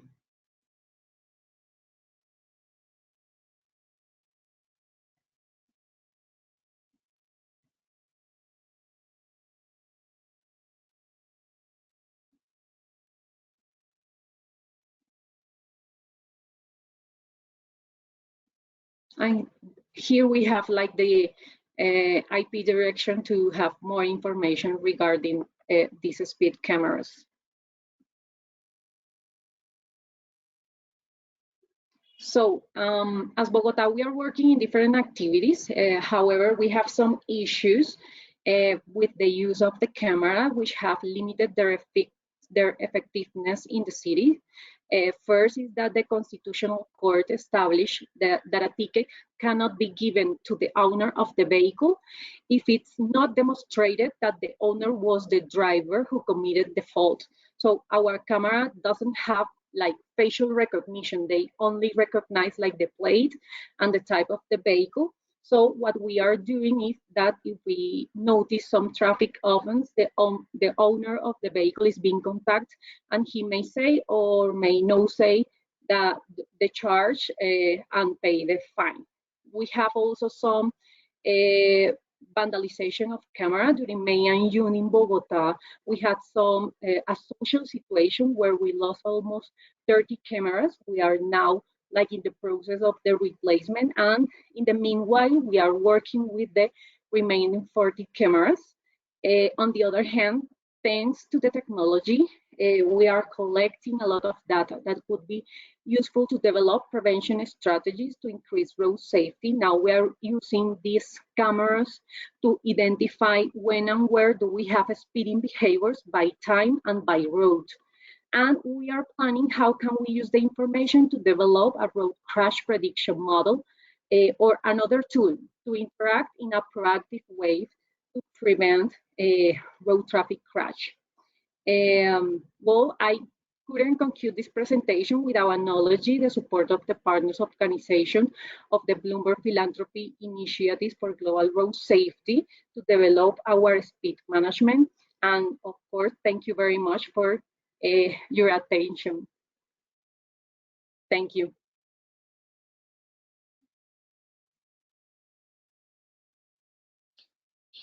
We can't hear you. Oh, sorry. Thank you, Natalie, for this interesting presentation. We have already some questions. So one is, what was the most effective tool to reduce the speed in Bogota? I think, yeah, please. Well, we have, I can say, is the mix of infrastructure and enforcement. If we have like these two initiatives together, for us in Bogota, it was like the most impressive way to change a bit the behavior. Thank you. And there is another question. What are the main challenges or difficulties that the city of Bogota has faced during the speed management implementation? Well, in general, processes that include change in the people's habits are long and have great resistance from communities. So in the case of the speed regulation, we have that kind of response at the beginning. It was not like a popular measure, but it was needed. So we need to take action about that. We think that one of the important like aspects that we need to have was going gradually, like having a measurement of the impact in every like change or modification that we do through our speed management program, and work a lot with mass media and work with local media in order to like develop like positive message for the communities. And so we also work with journalists through a series of training sessions in order to talk about Vision Zero policy, speed management program, the importance of speeding. So I think that was like, we have a difficulties, but maybe through this strategy, we can like pass some of the difficulties that we have found during our implementations. Okay, thank you. Thank you very much. One question. Can TomTom data products accurately estimate traffic volumes and local government roads? On local government roads, sorry. Hi, yeah. I don't know if you can hear me. Yes, you can hear me. Yes, very good. Yes, yeah, definitely. Yeah, we have, as I mentioned, our product has a global span, a global coverage, and it's growing as we speak. So we are running projects in many countries all over the world, working with local governments to see if we can identify the most traveled roads, like the examples I gave in Thailand and Vietnam, but also in parts of Australia and elsewhere. So definitely, I think our data is rich enough to support local flavors and to identify the roads and traffic stats that are needed for road safety decisions. Yeah. Okay, thank you. And another one to you, does a map exist with TomTom showing the coverage in all areas? For example, if someone wants to know if the kind of data you presented is available for the home city of Bonn in Germany, how could this person find out, and what would be the process to access this kind of data? Yeah, again, a good question. We are today not publishing that kind of detailed info on the TomTom portal yet. So it's more on a need-to-know basis that we are contacting, or that we are in contact with the local governments. Within TomTom, we have local teams in most of the countries that are in close contact with opportunities and governments. So through this channel, we are sharing details on a need-to-know basis with those local instances and governments. So it's not published yet globally. We are working on this. So for now, we are dealing it on a local level with local teams, local experts in dedicated meetings. But for now, if there is a concrete interest or question, please don't hesitate to reach out to me, and I can get you in contact with our local colleagues in the country where you're based. Okay, thank you very much. Another question for Sam. Okay, but I think it was answered, but I ask anyway, perhaps.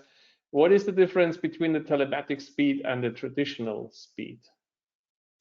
So traditional speed is that which is typically put into iRAP models, and that's where they come from, usually the local authorities, where they will have fixed point sensors at one point on the road. They may have some measurement at a few points along a particular stretch, but they certainly don't know speeds where people slow up and speed down near junctions, roundabouts, intersections, or where traffic makes those changes, because they don't have information that's fine-grained enough. We have information that's accurate down to very, very short stretches of road with very high fidelity because of the number of users. So it can give you a very clear picture of normalized speed-ups and slowdowns, which gives you a much better view of risk. Okay, thank you very much. And I have a further one for Bart. Considering the targets for road safety set by the European Union and the UN, how can TomTom support the member states in reaching these targets? Yeah, I think we can, or I'm convinced that we can contribute in a number of ways.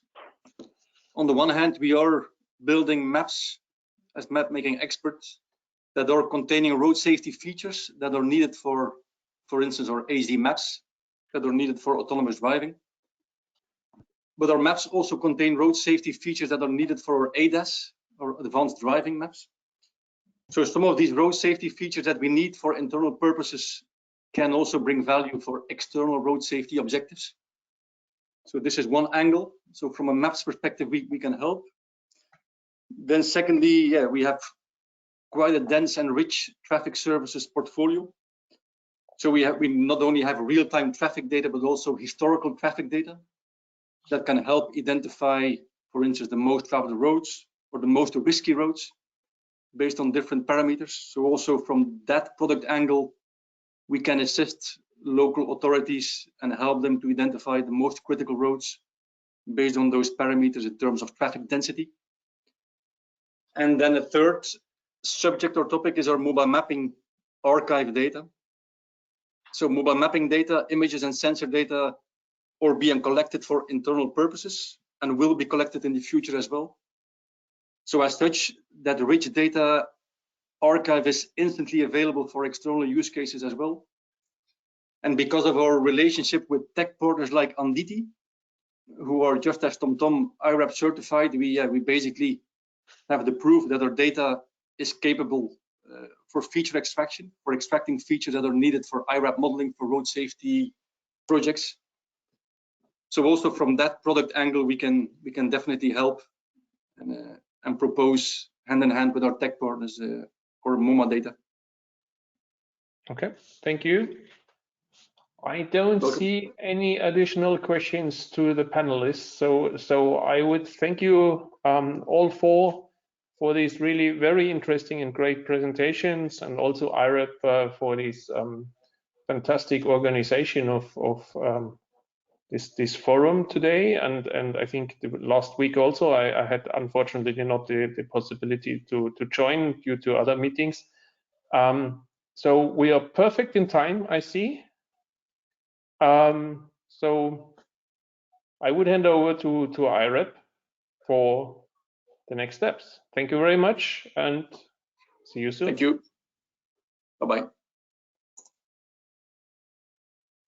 Thanks, HP and the presenters.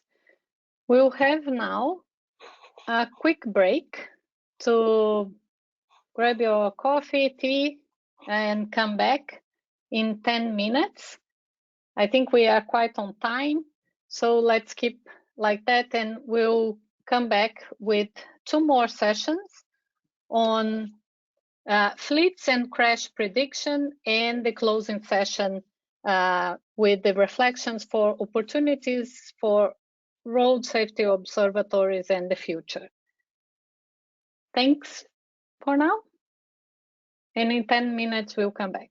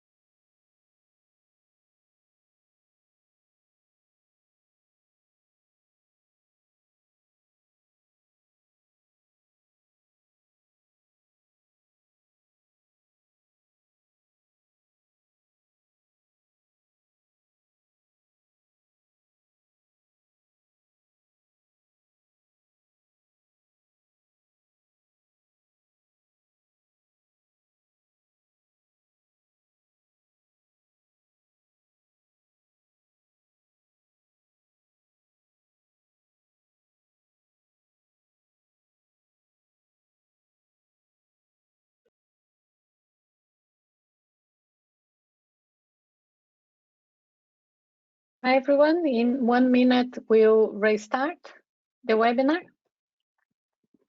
Just give some time for you to come back.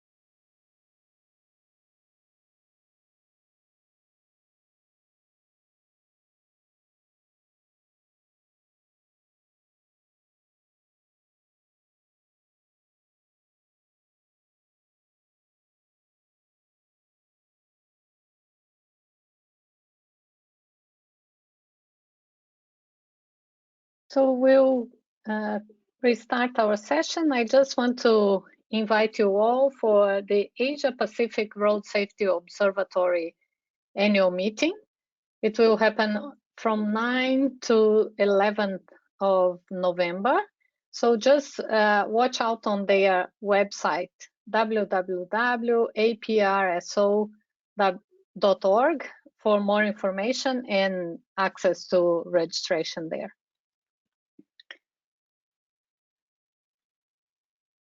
I want to now invite Tawia Ado-Ashong to start the next session.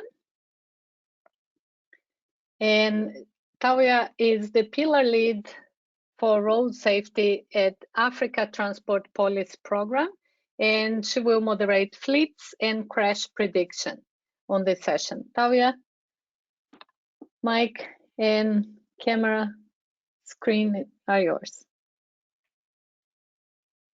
I think you are muted.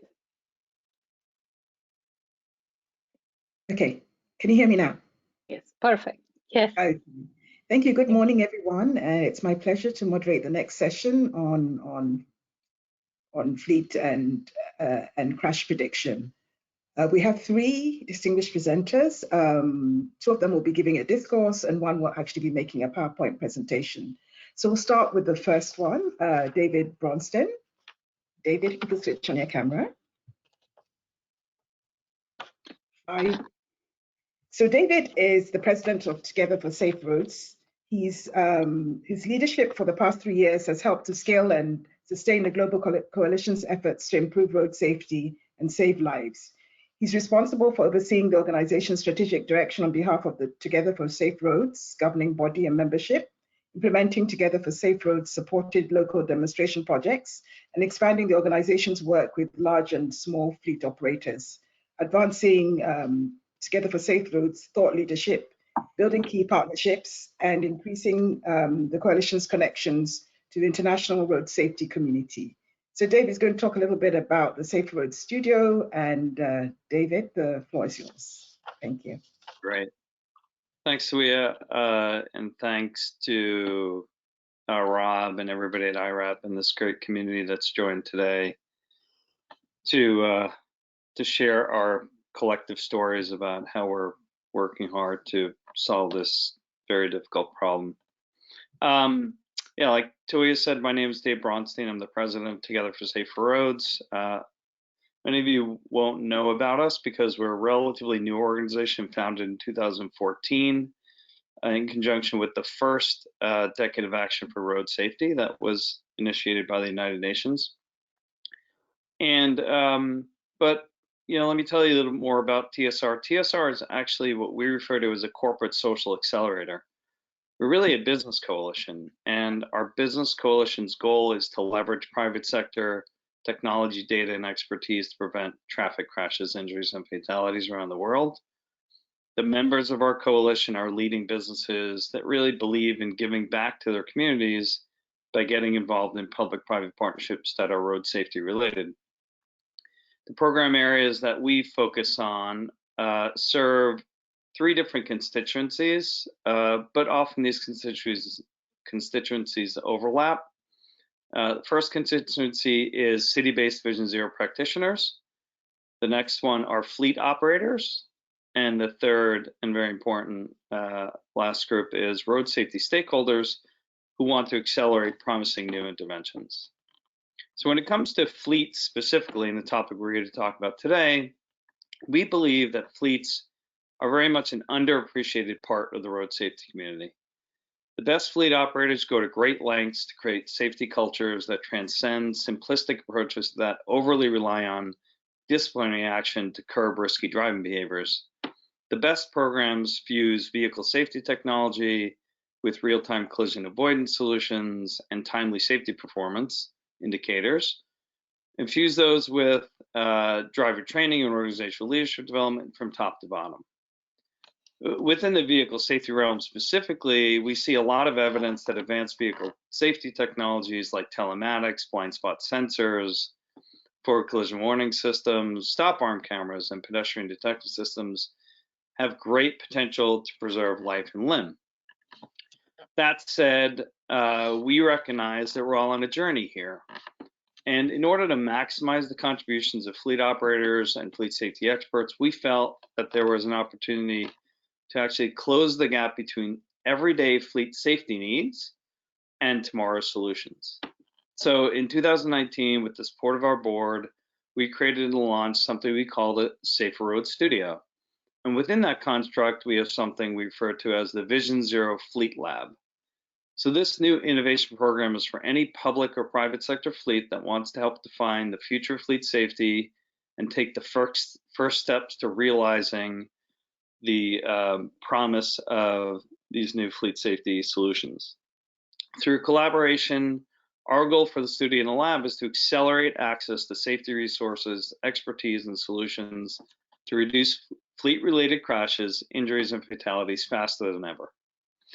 You know, I want to point out that we also know that fleet safety policies, both corporate and public, can be informed by analyzing new data sets derived from connected vehicles, road users, and the built environment. We intend to explore the combination of 21st century vehicle safety technology and advanced analytics that can protect all road users, not just vehicle occupants. This is an essential part of our program as people are increasingly walking, cycling, scooting to work, school, stores, and public spaces. So a little bit more about the Safer Road Studio and Fleet Lab is we're structured one part as a think tank and one part as a do tank. The keys to success for our lab are conducting foundational fleet safety data analytics, leveraging advanced fleet-related data science, and importantly, using design thinking. With design thinking and being human-centered, we conduct gap analysis and create problem definitions that are relevant for people. And we create human-centered design concepts. We identify the skill sets that are needed for solution development for those designs. And then we design a plan to test solution prototypes. Finally, we create capstone communications experience to share what we're learning in our lab. A little bit more on fleet operators and how we define our impact. All fleet operators face a vast array of factors that contribute to negative impacts on their fleet and the communities they serve. The lab takes a collaborative approach to identifying common challenges and developing measurable, scalable solutions. We've actually set out to explore topics and questions we think represent high impact areas, such as what are the characteristics of fatal and injury crashes involving fleet vehicles, pedestrians, and cyclists? To what extent does street design mitigate or contribute to fatal and injury crashes with fleet operators? Which vehicle safety standards, if adopted at scale, can reduce fatal and injury crash rates the most and the fastest? How does improving visibility to fleet trip data across public and private sector stakeholders create opportunities for better policymaking? And last but not least, what role can new vision-related vehicle improvements play in creating and sustaining fleet safety? I'm going to come back to that one question in a second as I transition into a real example of the work we're doing in the lab. I think we've already heard today from many speakers who spoke about the power of convening diverse stakeholders to define impactful solutions. I think that's what's at the heart of our Safer Road Studio. In the past 2 years alone, we've championed computer vision systems for high injury network analysis. And we've also helped to create a new routing solution to reduce collisions between large vehicle operators and people riding bikes. So we're building on that know-how in our fleet lab. We also have another resource we've created, which we refer to as the Global Leadership Council for Fleet Safety. These are leading fleet operating member companies and technology providers, as well as independent fleet safety experts and consultants, including the United States Department of Transportation's Volpe Center, which is their research and development arm. So starting with the Leadership Council, we convene a broad working group and manage the work from problem definition to solution prototyping and communications. Within that, you'll find fleet operators such as New York City Fleet, Anheuser-Busch InBev, PepsiCo, Republic Services, and UPS. Vehicle technology providers, as I spoke about before, companies such as CalAmp, Geotab, and Samsara. We also have private sector analytics experts such as Autoliv, Geotab, and Populous. And last but certainly not least, we love to partner with public sector and nonprofit subject matter experts such as the Vision Zero Academy, the Volpe Center, as I mentioned before, iRAP, and others.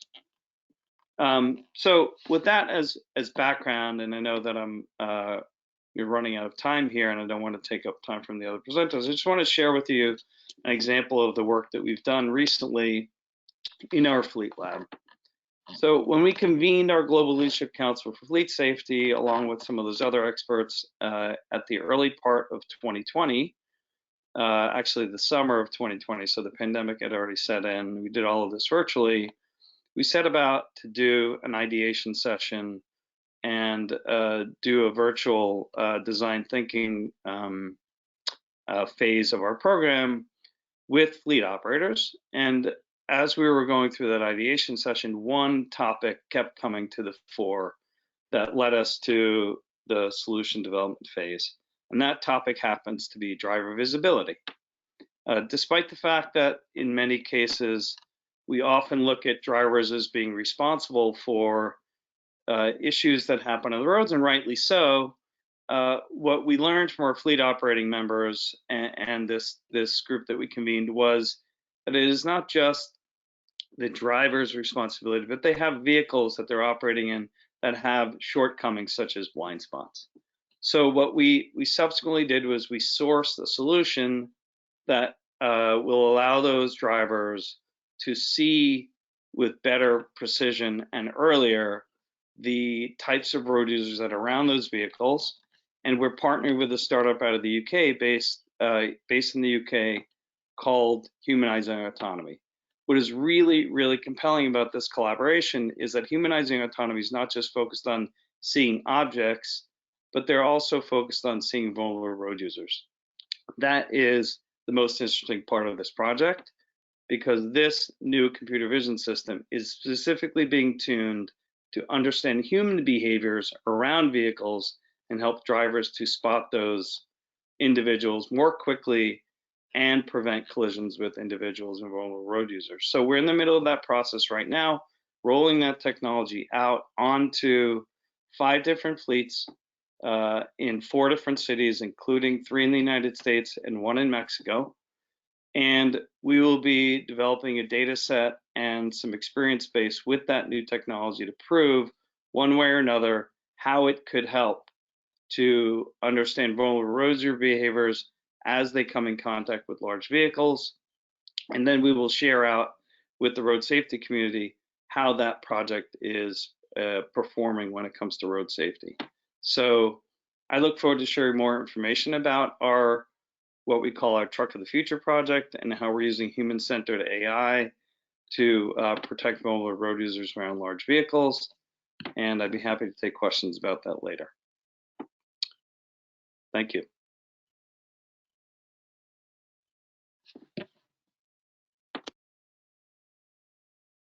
Oh, you are muted. Thank you very much, David. So I think we'll take the questions at the end to give all the presenters opportunity to make their presentation. So I'll move on to the next presentation, and this is on crash data needs. And this is being given by Mr. Ravi Shankar Rajaram. Mr. Rajaraman is the Technical Director for the JP Research India offices and the Chairman of the Technical Steering Committee of the Road Accident Sampling System in India, which is India's only crash investigation and in-depth data collection program. Over the past 12 years, he's provided crash investigation, reconstruction, and safety engineering expertise to efforts to collect a real-world accident database for various regions in India. He has led teams of engineers and researchers in gathering and analyzing the crash data scene, and often with the close cooperation of the local police, hospitals, and developers. He's published papers on the Indian crash data, and he is also a council member of the International Research Council on Biomechanics. So, Mr. Rajaraman, the floor is yours. Thank you. Thank you, Tavia. Thank you for the introduction. And hello, everyone. And thanks to iRAP for inviting me to share my experience on road safety in India. I'm a road traffic crash investigator and a crash data analyst from India. And in the next few minutes, I'll be sharing my learnings from crash data collection in India and its use for road safety planning that I have gained over the past 13 years. Next slide, please.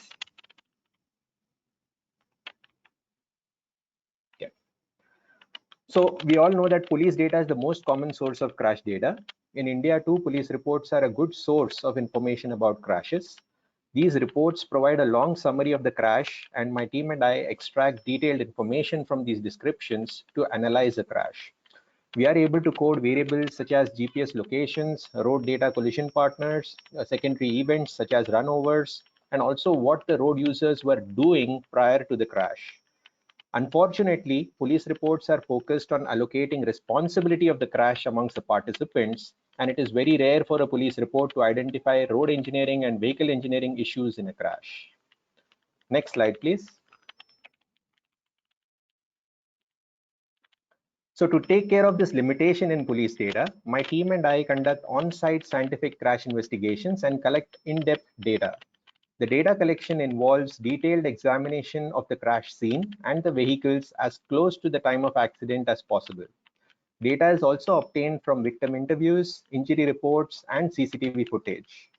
The scene data collected helps in reconstructing the crash and calculating travel and impact speeds. Each crash is also simulated to understand the pre-crash events for up to 5 seconds before the collision, and such detailed analysis helps in understanding the contributing factors that influence the occurrence of a crash and the resulting injuries other than the human factors which the police focuses on. Next slide, please. But with a lot of data being generated through crash investigations, we need a structured approach to analyze crashes. The Hadron matrix provides a comprehensive framework for such a structured analysis. Our scientific crash investigations are aimed at identifying failures in each of the 9 cells of the Hadron matrix for each and every crash. Next slide, please. No, the previous slide.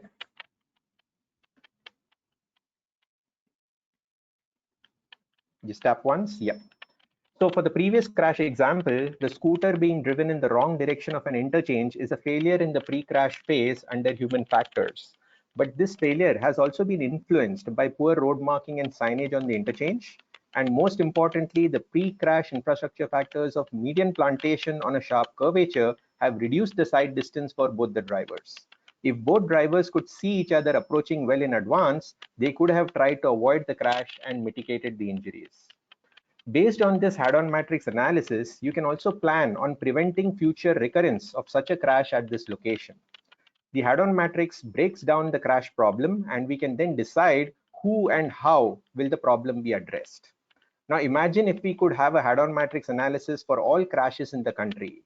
Do you think that's possible? The answer is yes. Next slide, please.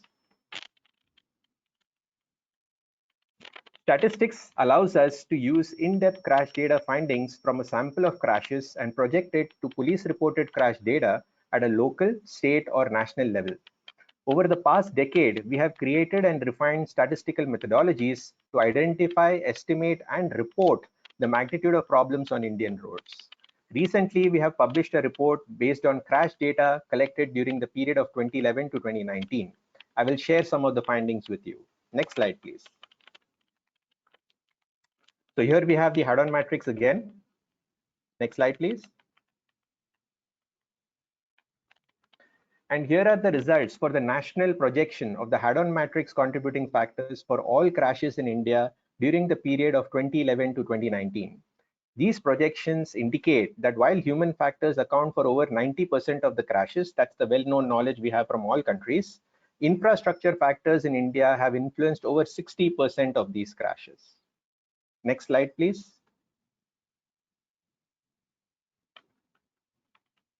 This methodology also makes it possible to understand the important factors influencing crashes and injuries. Here are the top 10 infrastructure contributing factors for crashes in India. Undivided roads, intersection designs, poor road marking and signage, roadside objects, and sharp curvatures form the top road safety engineering problems. Even conditions such as parked or broken down vehicles on the roadside and work zones lead to a large number of crashes. With this kind of information, we can create a targeted and prioritized road safety action plan. The problems can be examined further and suitable cost-effective road safety measures can be implemented. These kind of good engineering inputs also help in conducting road safety audits, inspections, and refining road risk rating programs. Next slide, please.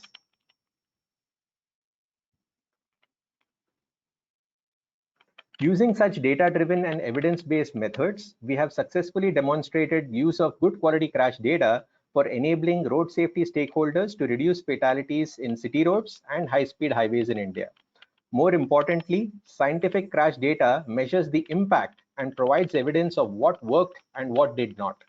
Such feedback helps in encouraging road engineers, police, and other stakeholders to coordinate their efforts and take better road safety decisions. Next slide, please. So we saw how police crash data and in-depth crash data are helping us identify, prioritize, and address road safety problems in India. While good quality police data helps provide a bird's eye view of the problem, in-depth crash data tries to zoom in and understand the details of the problem. But it must be understood clearly that in-depth crash data is an intensive activity and requires proper planning and careful use of resources. The data being generated must be regularly reviewed and improved in quality to ensure that it remains relevant to the stakeholders. Next slide, please.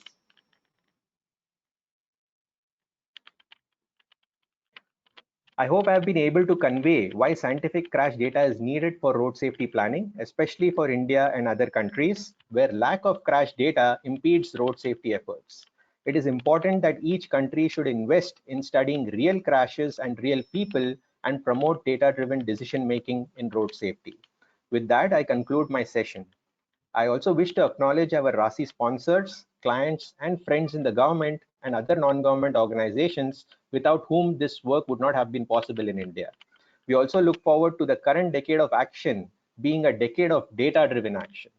I thank everyone for your attention and I wish you all to be safe. Thank you.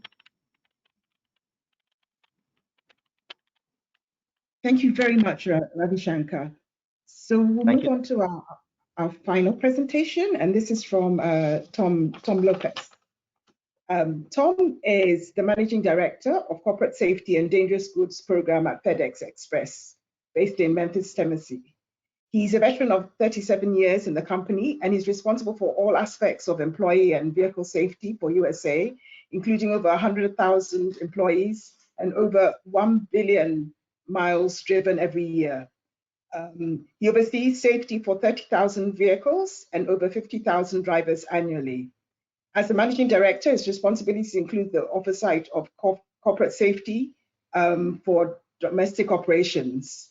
This current role includes the development of policies and programs for employee safety, vehicle safety, and alcohol and drug-free programs, industrial hygiene, hazardous materials, and fire protection.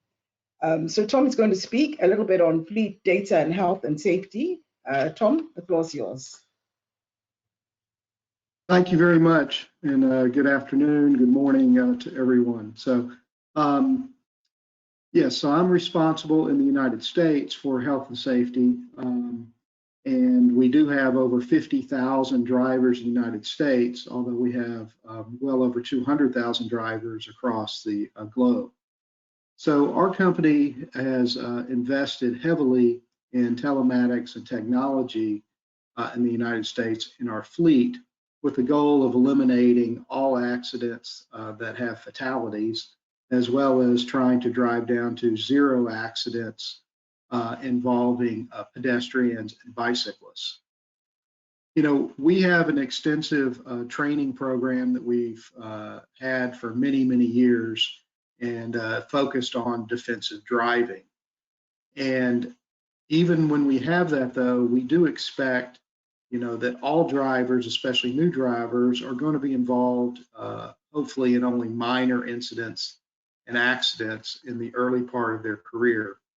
And as David alluded to in a couple of presentations ago, we also have progressive policies of how to address incidents and accidents when they do occur, but they're really more focused on corrective action and discipline and things like that versus coaching. So now that we've been able to add so much technology and measurements to our fleet, we're trying to change our culture with all of our drivers into one of a true coaching environment. We now have so much data that in many ways we have too much data and we don't know what to do with it. So we can track pretty much anything now about a driver, meaning how long they've been driving, what is their age, what are the conditions they drive in, what type of cities or rural areas and environments, what type of vehicles, are they fatigued, what type of accidents. So we've had to invest heavily in how do we analyze that data to use it in a method that we can take actionable items for that. So the most recent example of what we've done is we've started installing artificial intelligence into over 30,000 vehicles in the United States that do two main things. First, it's built on defensive driving, and the artificial intelligence will give real-time alerts to the drivers if it senses that they are being distracted. So examples of distraction would be looking down or away to look maybe at a phone or a technology device, or they could be fatigued. It can also sense things like failure to wear a seatbelt or doing something in the vehicle that could be distracted, such as eating or drinking.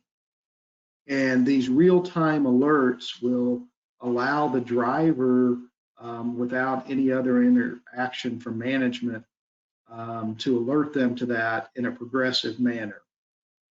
The results of this type of technology have been outstanding. In the first month after the alerts are turned on, the number of distracted driving events has dropped by over 60% for the drivers. The drivers really prefer this method because they are learning as they go.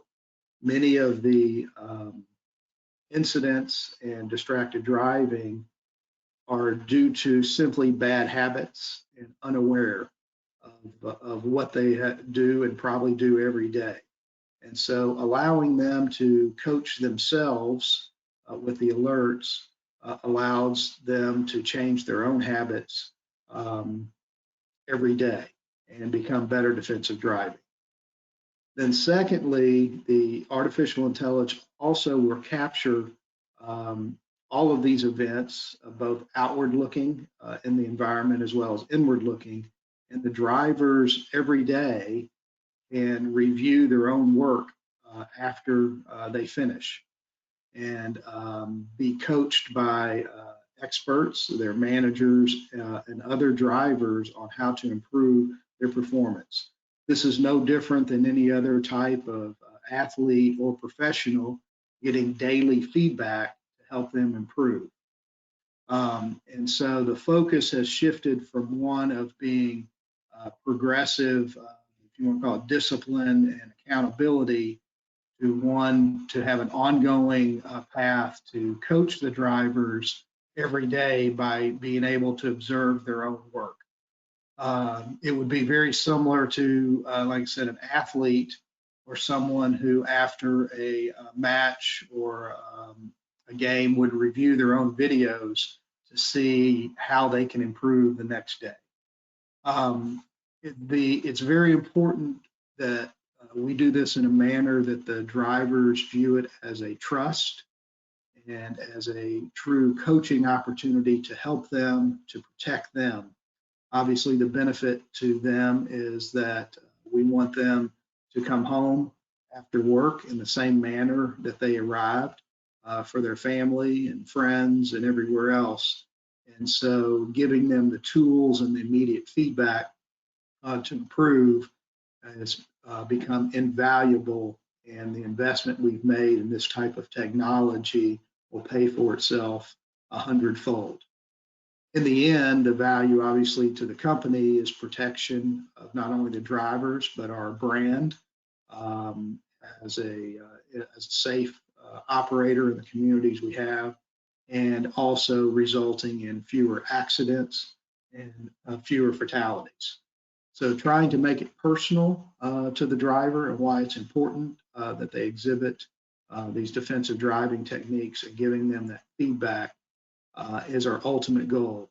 And we certainly envision that as we continue to roll this technology out over the next few years, that our accident and incident rates will drop dramatically, even though they already are some of the best in the United States because of our other programs. But we definitely believe that this will be a game changer going forward to help us become the leader in safety across the U.S. when you're talking about 50,000 plus drivers a year driving well over 1 billion miles on the roads in the United States. So we're excited about this new technology and how to use that and the data to drive improvements in our safety for all the communities we work in the United States. And as we roll this out, not only in the United States, there are other parts of the world who will be able to use the same type of technology with their fleets as well for FedEx. So again, I appreciate the opportunity to come talk about our programs and how we use the data and technology in our fleets, and look forward to having any questions that we have here for the panel. Thank you. Thank you very much, Tom. There are no major questions at the moment, but I'd like to ask a few, so if you could all switch on your screen. So David, I'll come to you first. What makes you optimistic that fleets will play a larger role in data-driven crash intervention programs in the coming years? Oh yeah, thanks for the question, Tyra. So I think it's things like what Tom just said, like the adoption of these advanced technologies that are not putative, but that are actually supplement and complement the things that these organizations already want to do, which is to support their staff. I think that that's a really important trend with fleet operators that we're seeing.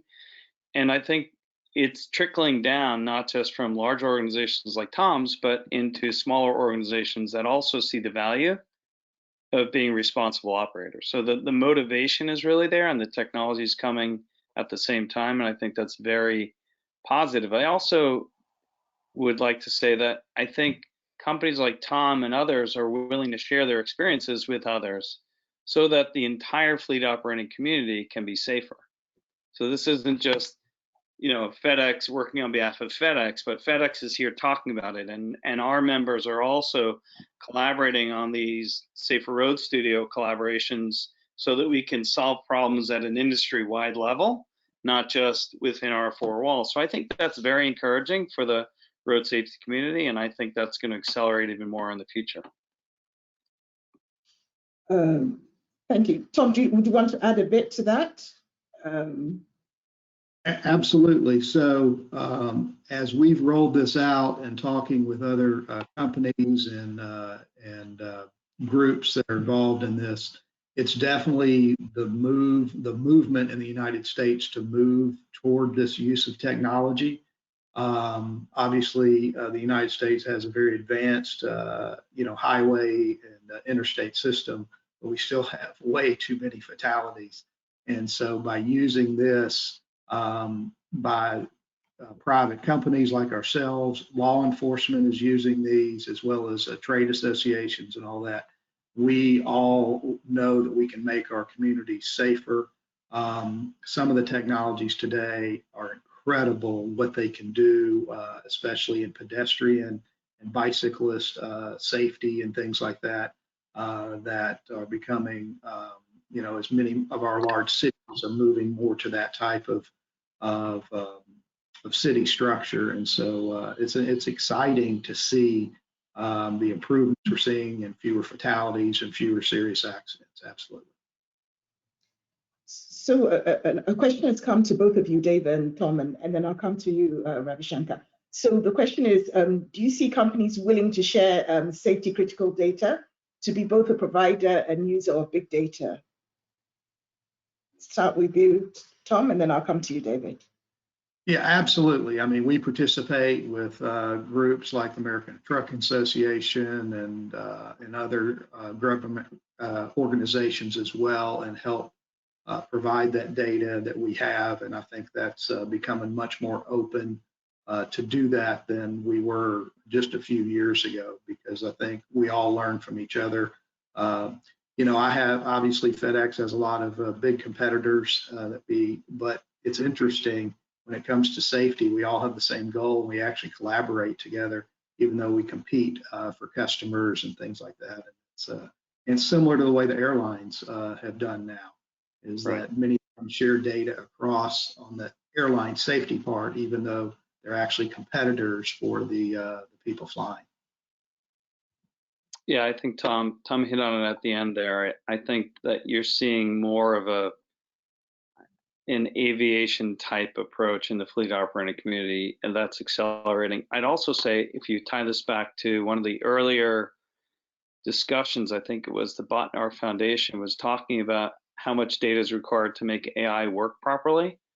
I think when you look at it in aggregate, that data sharing is happening because these platforms are getting to be rather expansive.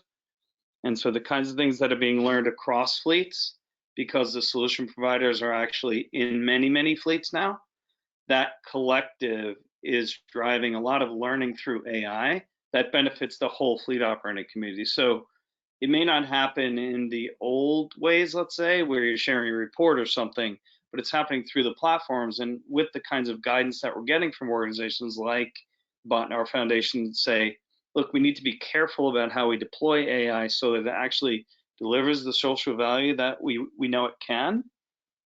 I think with those two things happening simultaneously, I think the data sharing is happening. It's happening in a way that's going to be very productive. Thank you very much. So I think the last question, because we're running out of time, it goes to you, Ravi Shankar, and I think it's to do with, I'd like you to talk a little bit about the challenges in conducting on-site crash investigations in India, and how you see this would reflect on other developing countries who need to get a little bit more detail in their crash investigations. So one of the main challenges is getting crash investigations started. So how do we get notification of a crash when it happens? And how do we get police support to be conducting these crash investigations in a safe and professional manner? Although that is mostly logistical or it is administrative, that can be ironed out over a period of time. But the biggest challenge right now is that the data that is being collected, how is it going to be used by the stakeholders? That is now becoming the challenge. All the stakeholders think that they have some amount of data and they feel they can do something about it, but it is it is an effort to make them understand that that data is not enough. You need to go much deeper to understand the road safety problem, and we cannot copy paste solutions from other countries who have a different traffic condition, who have different kind of people behavior, who have different kind of roads than what we have in India. So that's one challenge, which we hope that as more and more people get aware about the use of this data, it will get better. Thank you very much. Okay, I think our time is up. There were a few other questions, but they will be sent to you, and hope that you'll be able to respond to them. Thank you very much, gentlemen. And Alessandra, over to you. Thank you. Thank you. Thank you. Thank you, Tara, and the presenters. We'll head to our next closing reflections to go to the end. And our moderator is Greg Smith, the Global Program Director at iRAP.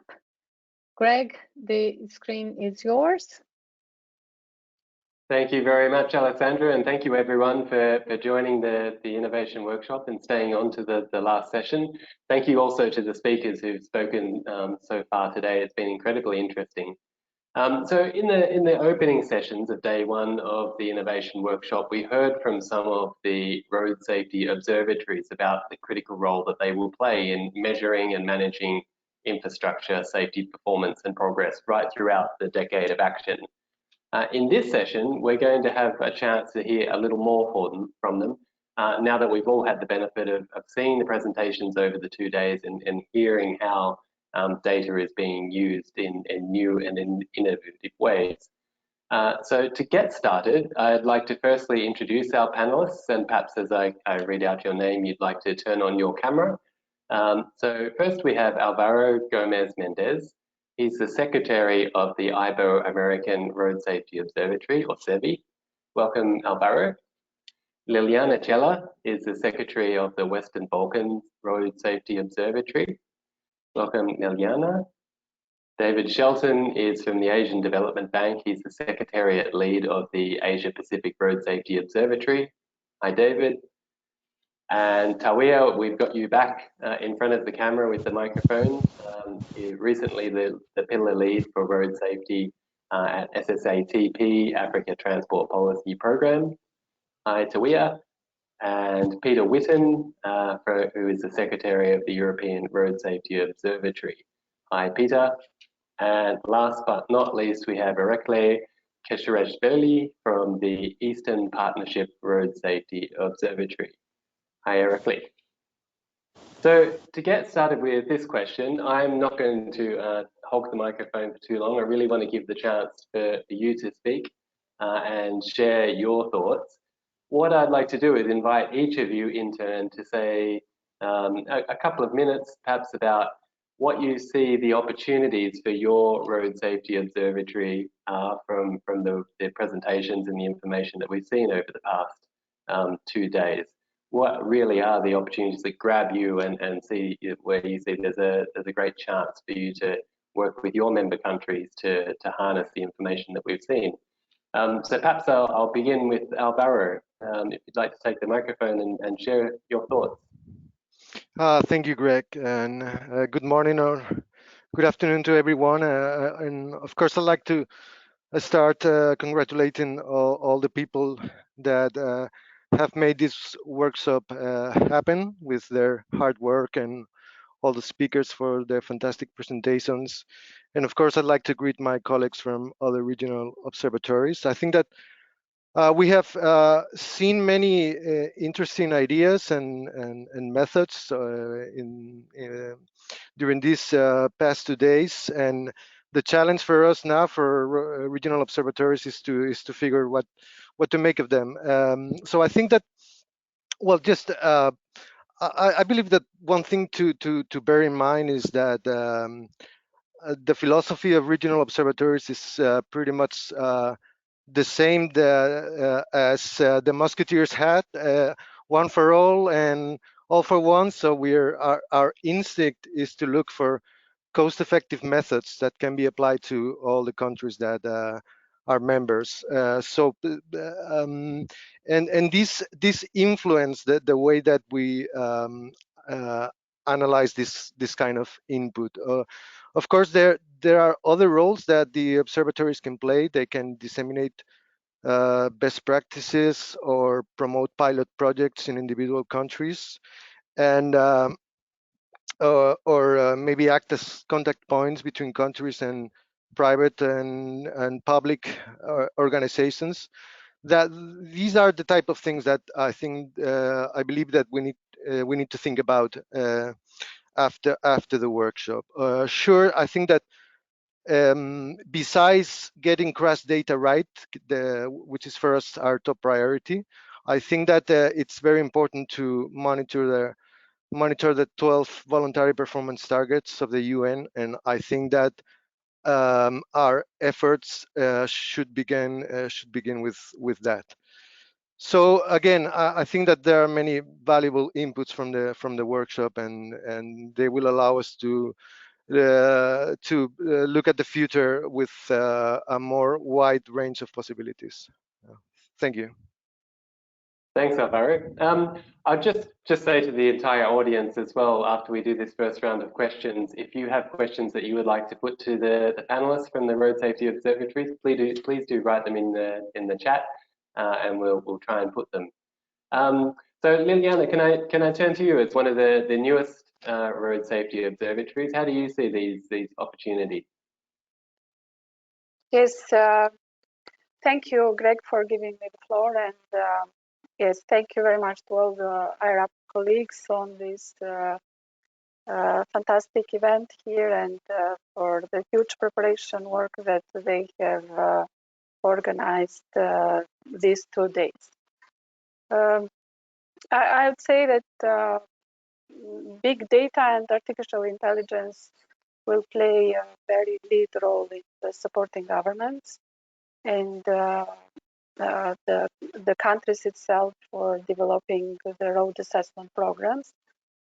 It will support us like Regional Road Safety Observatory on the data needs, and the fact that until now we go till the national level, I think that it will require that we go also in local level of enabling more comprehensive monitoring. Indeed, yes, we are a Regional Road Safety Observatory, but we're under umbrella of the transport community, which has a platform of the regional partners, the countries of Western Balkans, and we already are monitoring some regional measures on the road safety action plans that we have adopted on the high level. So on that, I would say that we collaborate with governments, but maybe a partnership with industries, like we heard today, that they are doing quite a great and advanced job. And also, if we extend the cooperation with research partners, it will unlock some potential of accelerated and intelligent data collection, how to say. And that will support, I think, on 3 areas that we as Regional Road Safety Observatories have in our work plan: eliminating of high-risk roads, improving the road user behavior patterns with having these predictive maps, let's say, which I would say road user behaviors are very connected with KPIs on which we are working. And also, last but not least, to improve the links of the data of health data and police data. So I'd say that if I focus my attention to the road infrastructure, currently the road safety inspections that we're doing now are based mostly on manual inspections, and if we're using big data and artificial intelligence, we're going to come with more precise maps and more precise policy and evidence-based data. this is what I see as a helpful of what was presented these 2 days, and which is linked to our work program and future plans. Thank you, Greg. Over to you. Thanks, Georgiana. Next, I have on my list David Shelton, and I'm told that we can't see you, but we will be able to hear you, David. Are you lurking there? Yes, I am, Greg, and maybe you can just confirm for me that you can hear me okay? I can hear you perfectly. So, lovely, yeah, thank you. Thank you. My thoughts. apologies for my camera not working. Listen, firstly, from the Asia Pacific Road Safety Observatory, as a young observatory, one of the key benefits for us is simply to be part of this grouping with other observatories, to have people see that we are here, to see the benefits of the observatories to our member countries, and to get involved. So simply being here is a great advantage for us, and I congratulate iRAP and the other observatories to be part of this process. I won't speak to the data so much. I agree entirely with everything that Alvaro said, so I don't want to sort of repeat material, but I did want to reflect on 3 important things that are important, perhaps more so for our member countries than for the observatory itself. And these have come directly from this iRAP workshop. And the first is acknowledgement and seeing the change process. The work that we do is all about helping countries make changes to have effect on people's lives. If we are not making change, we're not having effect. Road safety is an action sport, and it has been hugely beneficial to see countries taking action and to hear their stories. To have our own member countries listen to those stories and relate to those stories has been a terrific benefit for us and for our member countries. So thank you for that. The second is the specific projects that we've heard about. Each one of these holds the essence of a stimulation that an individual country might say, oh, that's something that we need, that we can do. We can build on that. Let's try that here. It was great to hear about the Bottonar work with youth in Vietnam, for example. Fantastic to hear what's happening in India and Chennai, and also from Ravi. There's so much happening across Africa. It was great to hear some of those stories as well. And in many of these countries, these are often low and middle income countries that are, despite the often lack of resources, are really getting on with things and making things happen. And that's really inspiring. The third thing that I wanted to mention is the networking process of just being part of this greater community, making the links that we all know are so important when we're undergoing change ourselves. We will go back and draw on these links, and hopefully we will build in a way that allows us to take bigger steps than countries have done before through the innovations that we're seeing and learning from through this workshop. So thank you very much, Greg. Thanks, David. Yeah, appreciate that. And I'll hand quickly over to Tawia. Would you like to share your thoughts? I think you might be muted still. Sorry, thank you. A lot of my thoughts have been shared by David, but at first, let me just, like everyone else, congratulate you for this workshop. I think it's really exciting, and coming from the perspective of the African Road Safety Observatory, it's something which is really needed for us, because when we connect with what's going on around the world, it helps us to plan and decide where we are going next. I think the challenge for Africa, because it's a big continent, observatory, 50 member countries or so, how do we, and then the wide breadth of capacity in terms of managing data and availability of data. This kind of workshop sort of gives us so many options on what to do and where to go. So there are countries who are a little further, and some of the information which was shared will be vital to them. And then the countries who are very, very much at the earlier stages, who we can also work with in combining some of the information that we learned today. I mean, I think of things like the fleet management, the session that I managed, and I think of the fact that in Africa, a lot of the traffic is fleets, big companies with a big fleet. So how do we use that information that we can get from the fleet management and the fleet safety to reflect on some of the work we are doing, broader work we are doing on safety in the countries, for instance?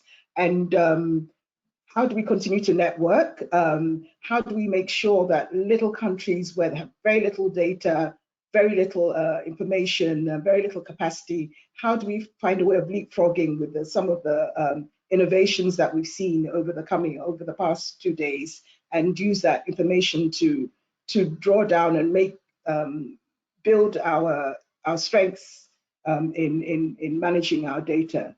So I think that for me, it was actually quite exciting, and I think that like David, will be sort of networking and drawing down on specific areas and seeing how we can partner with them.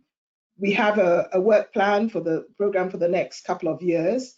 I think some of the information and some of what's gone over the past 2 days fits well into our work plan. So we will sort of synthesize this information with our secretariat and see how we can pull partnerships from some of the information that we've had over the past 2 days. And thank you very much for giving us the opportunity to be part of this. And we look forward to further partnerships with you in the coming days.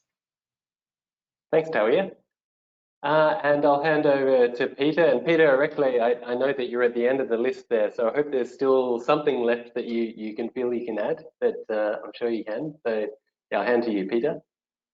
Well, thanks, Greg. And yeah, we all come at the question from slightly different perspectives. So it's but I certainly echo what the other speakers have said in terms of congratulations to the organisers. I think it's been an excellent event and an eye-opener for me personally with all the sheer wealth of data solutions.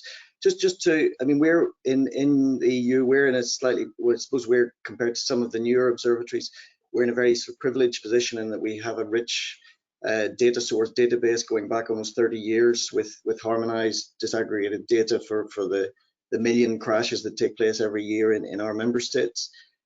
So we have a lot of rich information, which obviously helps in our analysis and policy making.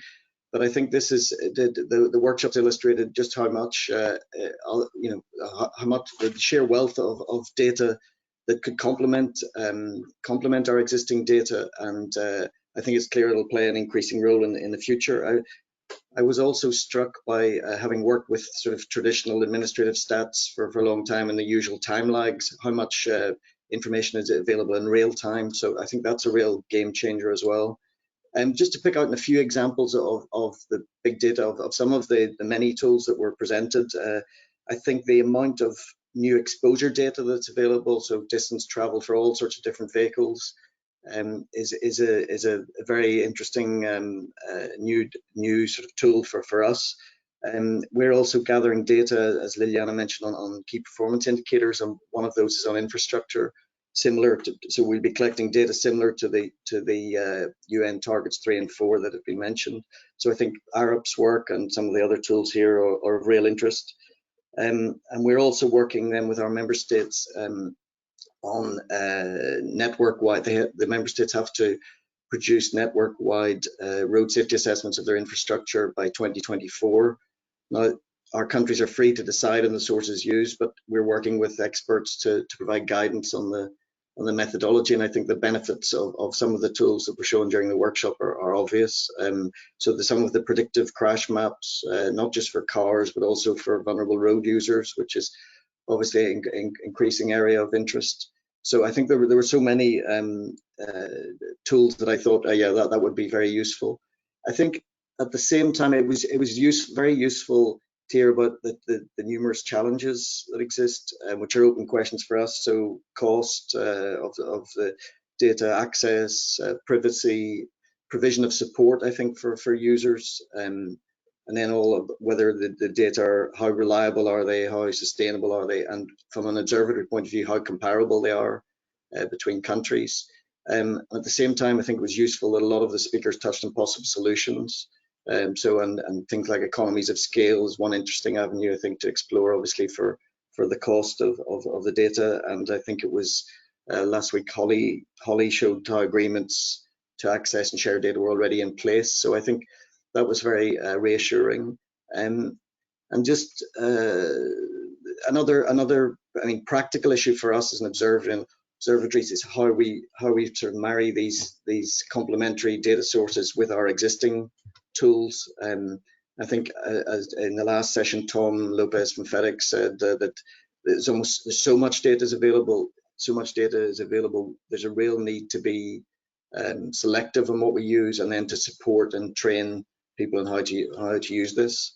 So I think in future, just to close, I mean, I think it's about building partnerships with data providers, car manufacturers, working closely with ARAP, our member states experts, and also with all the other observatories to make the best use of the data and the tools out there. So those are some thoughts from me. Sorry if I rambled on a bit too much there.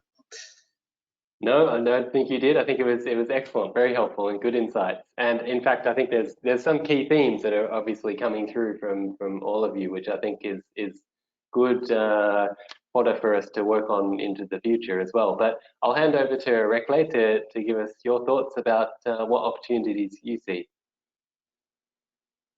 Well, thank you for the floor. First of all, within this workshop, I think in general, we all could clearly see once again the importance of data-driven approach, research, analytical work, and innovation in data collection systems, what is most important. And these things, of course, should serve to the main aim to ensure that these elements are transposed into more efficient road safety programs and measures in practice, of course. While wonderful presentations throughout the workshop, we gathered a lot of information of new innovative tools and methods for data collection and processing, and these innovative tools can be very useful for our everyday work to strengthen our systems at national and wider at the regional level. Also, another point is global challenge requires a global solution, and I believe this is the spirit of our international and regional partnership in road safety. Hence, it is the spirit behind the road safety observatories as well, as I believe. And from the perspective of Eastern Partnership Road Safety Observatory, this workshop was a good opportunity to present itself to wider road safety societies, and this is very important for us.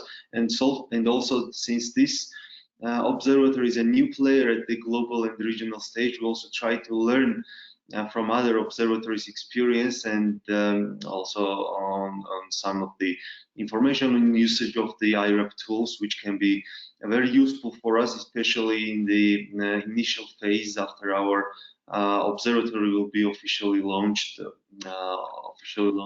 in next year. So thank you very much to the organizers for this wonderful and excellent workshop. Thank you. Thank you, Rekle. We are running short of time, unfortunately. I have so many questions that I would love to ask you. I think there's some good themes coming through about the need for partnerships, the cost of data, how do we make the linkage between all of the big sea of data that we've seen presented? How do we get that into the hands of your member countries? I guess there's a question that perhaps has not been explored too much yet, is like the capacity of the countries to make use of this data and what sort of training programs are available. But perhaps I'll just ask, I've got one question that I'll ask here that's an audience question, which really does relate to like the volume of data that we've seen coming from the specialist providers, but also the fleets, the enormous data that's being collected by the fleets. What, I guess, role is the observatories, like what sort of very practical things do you see you being able to do to help get that data into the hands of the decision makers in your member states? How do we help to link some of the private sector, for example, who's collecting a lot of this data, with the public road providers, and what's the role for the observatories in that? I guess the cost of data is a factor in this, and I think it's something that was raised in the first day of the workshop, is that there is a cost associated with managing all this data. So I'll leave it perhaps open to any one of you if you want to sort of expand a little about what role your observatory might be able to play to connect that big ocean of data with your member states.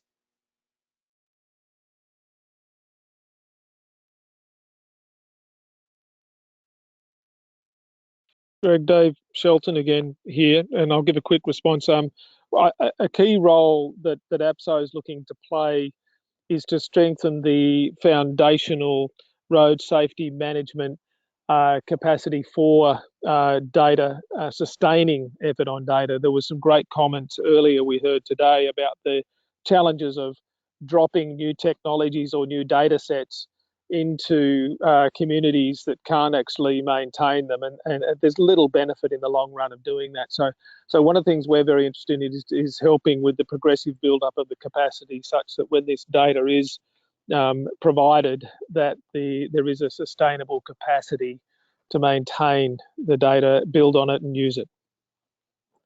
Thanks. Yeah, thanks very much for that, David. I'm very sorry, we'll have to end this session now, but firstly, just let me say a big thank you to you all for joining with us to run this event and make it possible, but also for joining this panel session. Very much appreciate your time, and we are very much looking forward to working with you throughout the whole decade of action. So thank you.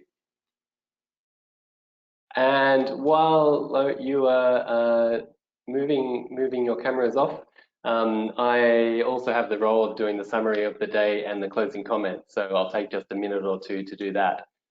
So we began the sessions with applications of big data for road safety. So Eva Moldenbani from Foundation Bottonar talked us through the potential for AI to engage with young people. She talked a bit about the obvious huge opportunities there, but some of the challenges and risks, including privacy and data bias.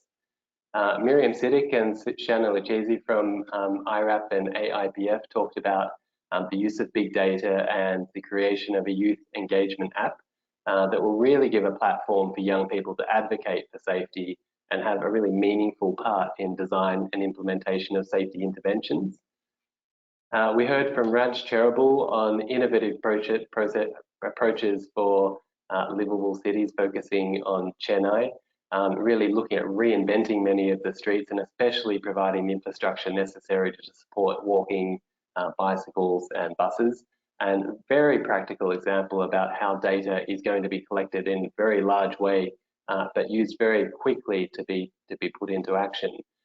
He did mention some of the challenges that I think have come up a couple of times with the idea of, or the challenge of being flooded with a lot of data and really sort of needing to understand how to get wisdom from that data.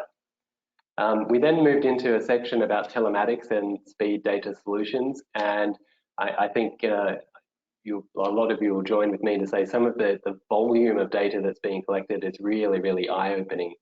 Peter Jamieson and Bart Volkert presented on the enormous volumes of data that are being collected by TomTom, but also the intelligence that Anditi is using to take that huge volume of data and turn it into iRAP metrics, which ought to, in the future, enable much larger scale use of the iRAP metrics to help guide policy and decision making, which is very, very exciting. Sam Chapman also gave us, I think, what it was a very impressive display of the enormous amount of volume of data that's being collected, particularly focusing on the very rich speed data which is being collected, which I personally think is the most important set of data in road safety. When it comes to speed, that tells us a lot about risk around the roads. Natalie Terragrosa also talked about the outstanding case study that we saw in Bogotá, where they've managed to really systematically reduce speeds on some of their key roads and have really, really large, significant reductions in deaths, which is incredibly impressive. And I think in this session, where you start to think about the volume of data that's being collected, the intelligence that's now able to be applied across that data to produce really meaningful metrics, and combining that with the sort of application that we saw in Bogotá, starts to create something very exciting about the scale of impact that we could be having in areas like speed management. We then moved into the area of fleets and crash prediction. David Braunstein talked about really the challenge of with fleets closing the gap between their everyday safety needs and the solutions that are coming through tomorrow through their Safer Roads studio. Ravishankar Rajaman talked about the in-depth analysis of crashes that's been done by their team in India, giving really incredible value and valuable insights into the causes of crashes and injuries that go beyond just the human factors that police reports often collect. I think it was very interesting that undivided roads was the key infrastructure factor that seemed to have the biggest impact, which is really obviously linked to the risk of head-on crashes between all sorts of vehicles. Tom Lopez from FedEx talked about the enormous volume of data that they're now collecting across everything really about road conditions, age, speed, vehicles, fatigue. And he also mentioned that challenge is it's nearly almost too much data and them needing a sense of how they pull it together and draw wisdom from that. I think it's incredibly interesting that they're now using AI to help them do that, and the real-time alerts that the drivers now get about whether they're distracted has had a huge impact. I think he said there was a 60% reduction in distracted driving events since that technology went in place. So again, a really impressive example of how that data can be used. Just to conclude the overall event, I think we're at an incredibly exciting moment in road safety. We're on the verge of the second decade of action for road safety being released. That's in about 2 weeks. We've had 2 days of incredibly powerful presentations about what the future holds for road safety infrastructure data. The Decade of Action Plan is going to give us a set of recommendations that we can all work to.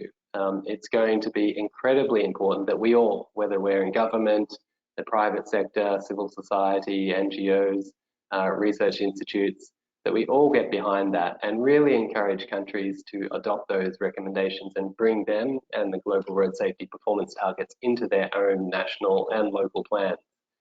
I think during the workshop, we've really seen the enormous potential for the iRAP initiative to bring together a vast range of sources of data and artificial intelligence and machine learning and pack that into a harmonized set of road infrastructure metrics for safety that we can all benefit from. With iRAP, those metrics, whether it's real vehicle speeds on the roads where most people travel, whether it's roads where accessible sidewalks are most needed, numbers of schools without safe crossings, or the star ratings for entire roads or designs, those metrics are going to be able to be used at much larger scale than they are today if we get this right, and they'll be able to inform policy and decision making in a vastly different and larger scale way over the decade than they currently are now. One of the strong themes that I think underpins all of this is the absolute importance of partnerships and collaboration to make it happen with the United Nations, government, the private sector, civil society and research institutes. That's not just to overcome legal and technical or governance challenges to data sharing, but also really to build on each other's strengths and accelerate the way that we share knowledge, data and best practice. The Regional Road Safety Observatories, like we've just heard during the discussion, hold enormous potential to help countries put the recommendations of the new global plan into action. There's a real need for high quality, harmonized road infrastructure data to support that. And I think the observatories will play a critically important role in forming a platform for their members to access that.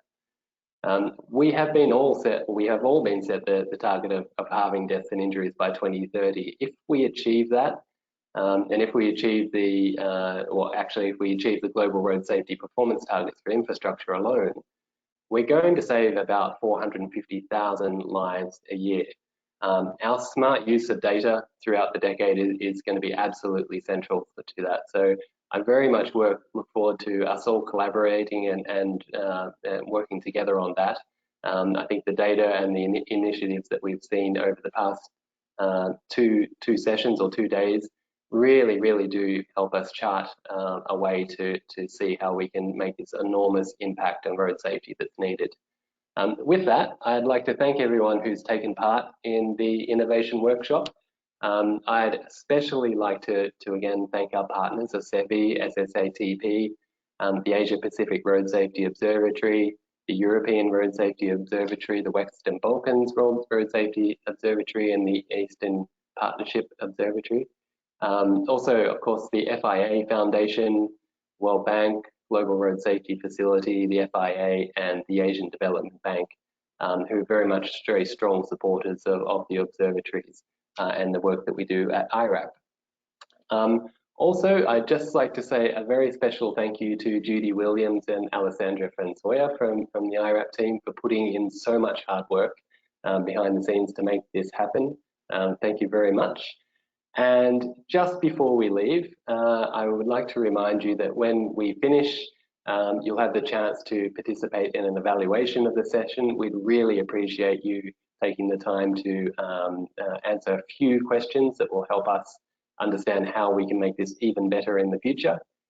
And just a reminder that we will be sending to everyone who registered all the content that was presented, and there will be recordings of the sessions available as well. And the very last message I'd like to share is there will be a global meeting of the Regional Road Safety Observatories on November 30 and December 1 and 2 of 2021. So please do look out for those. So with that, I'd like to say a very warm thank you to you all and look forward to working with you.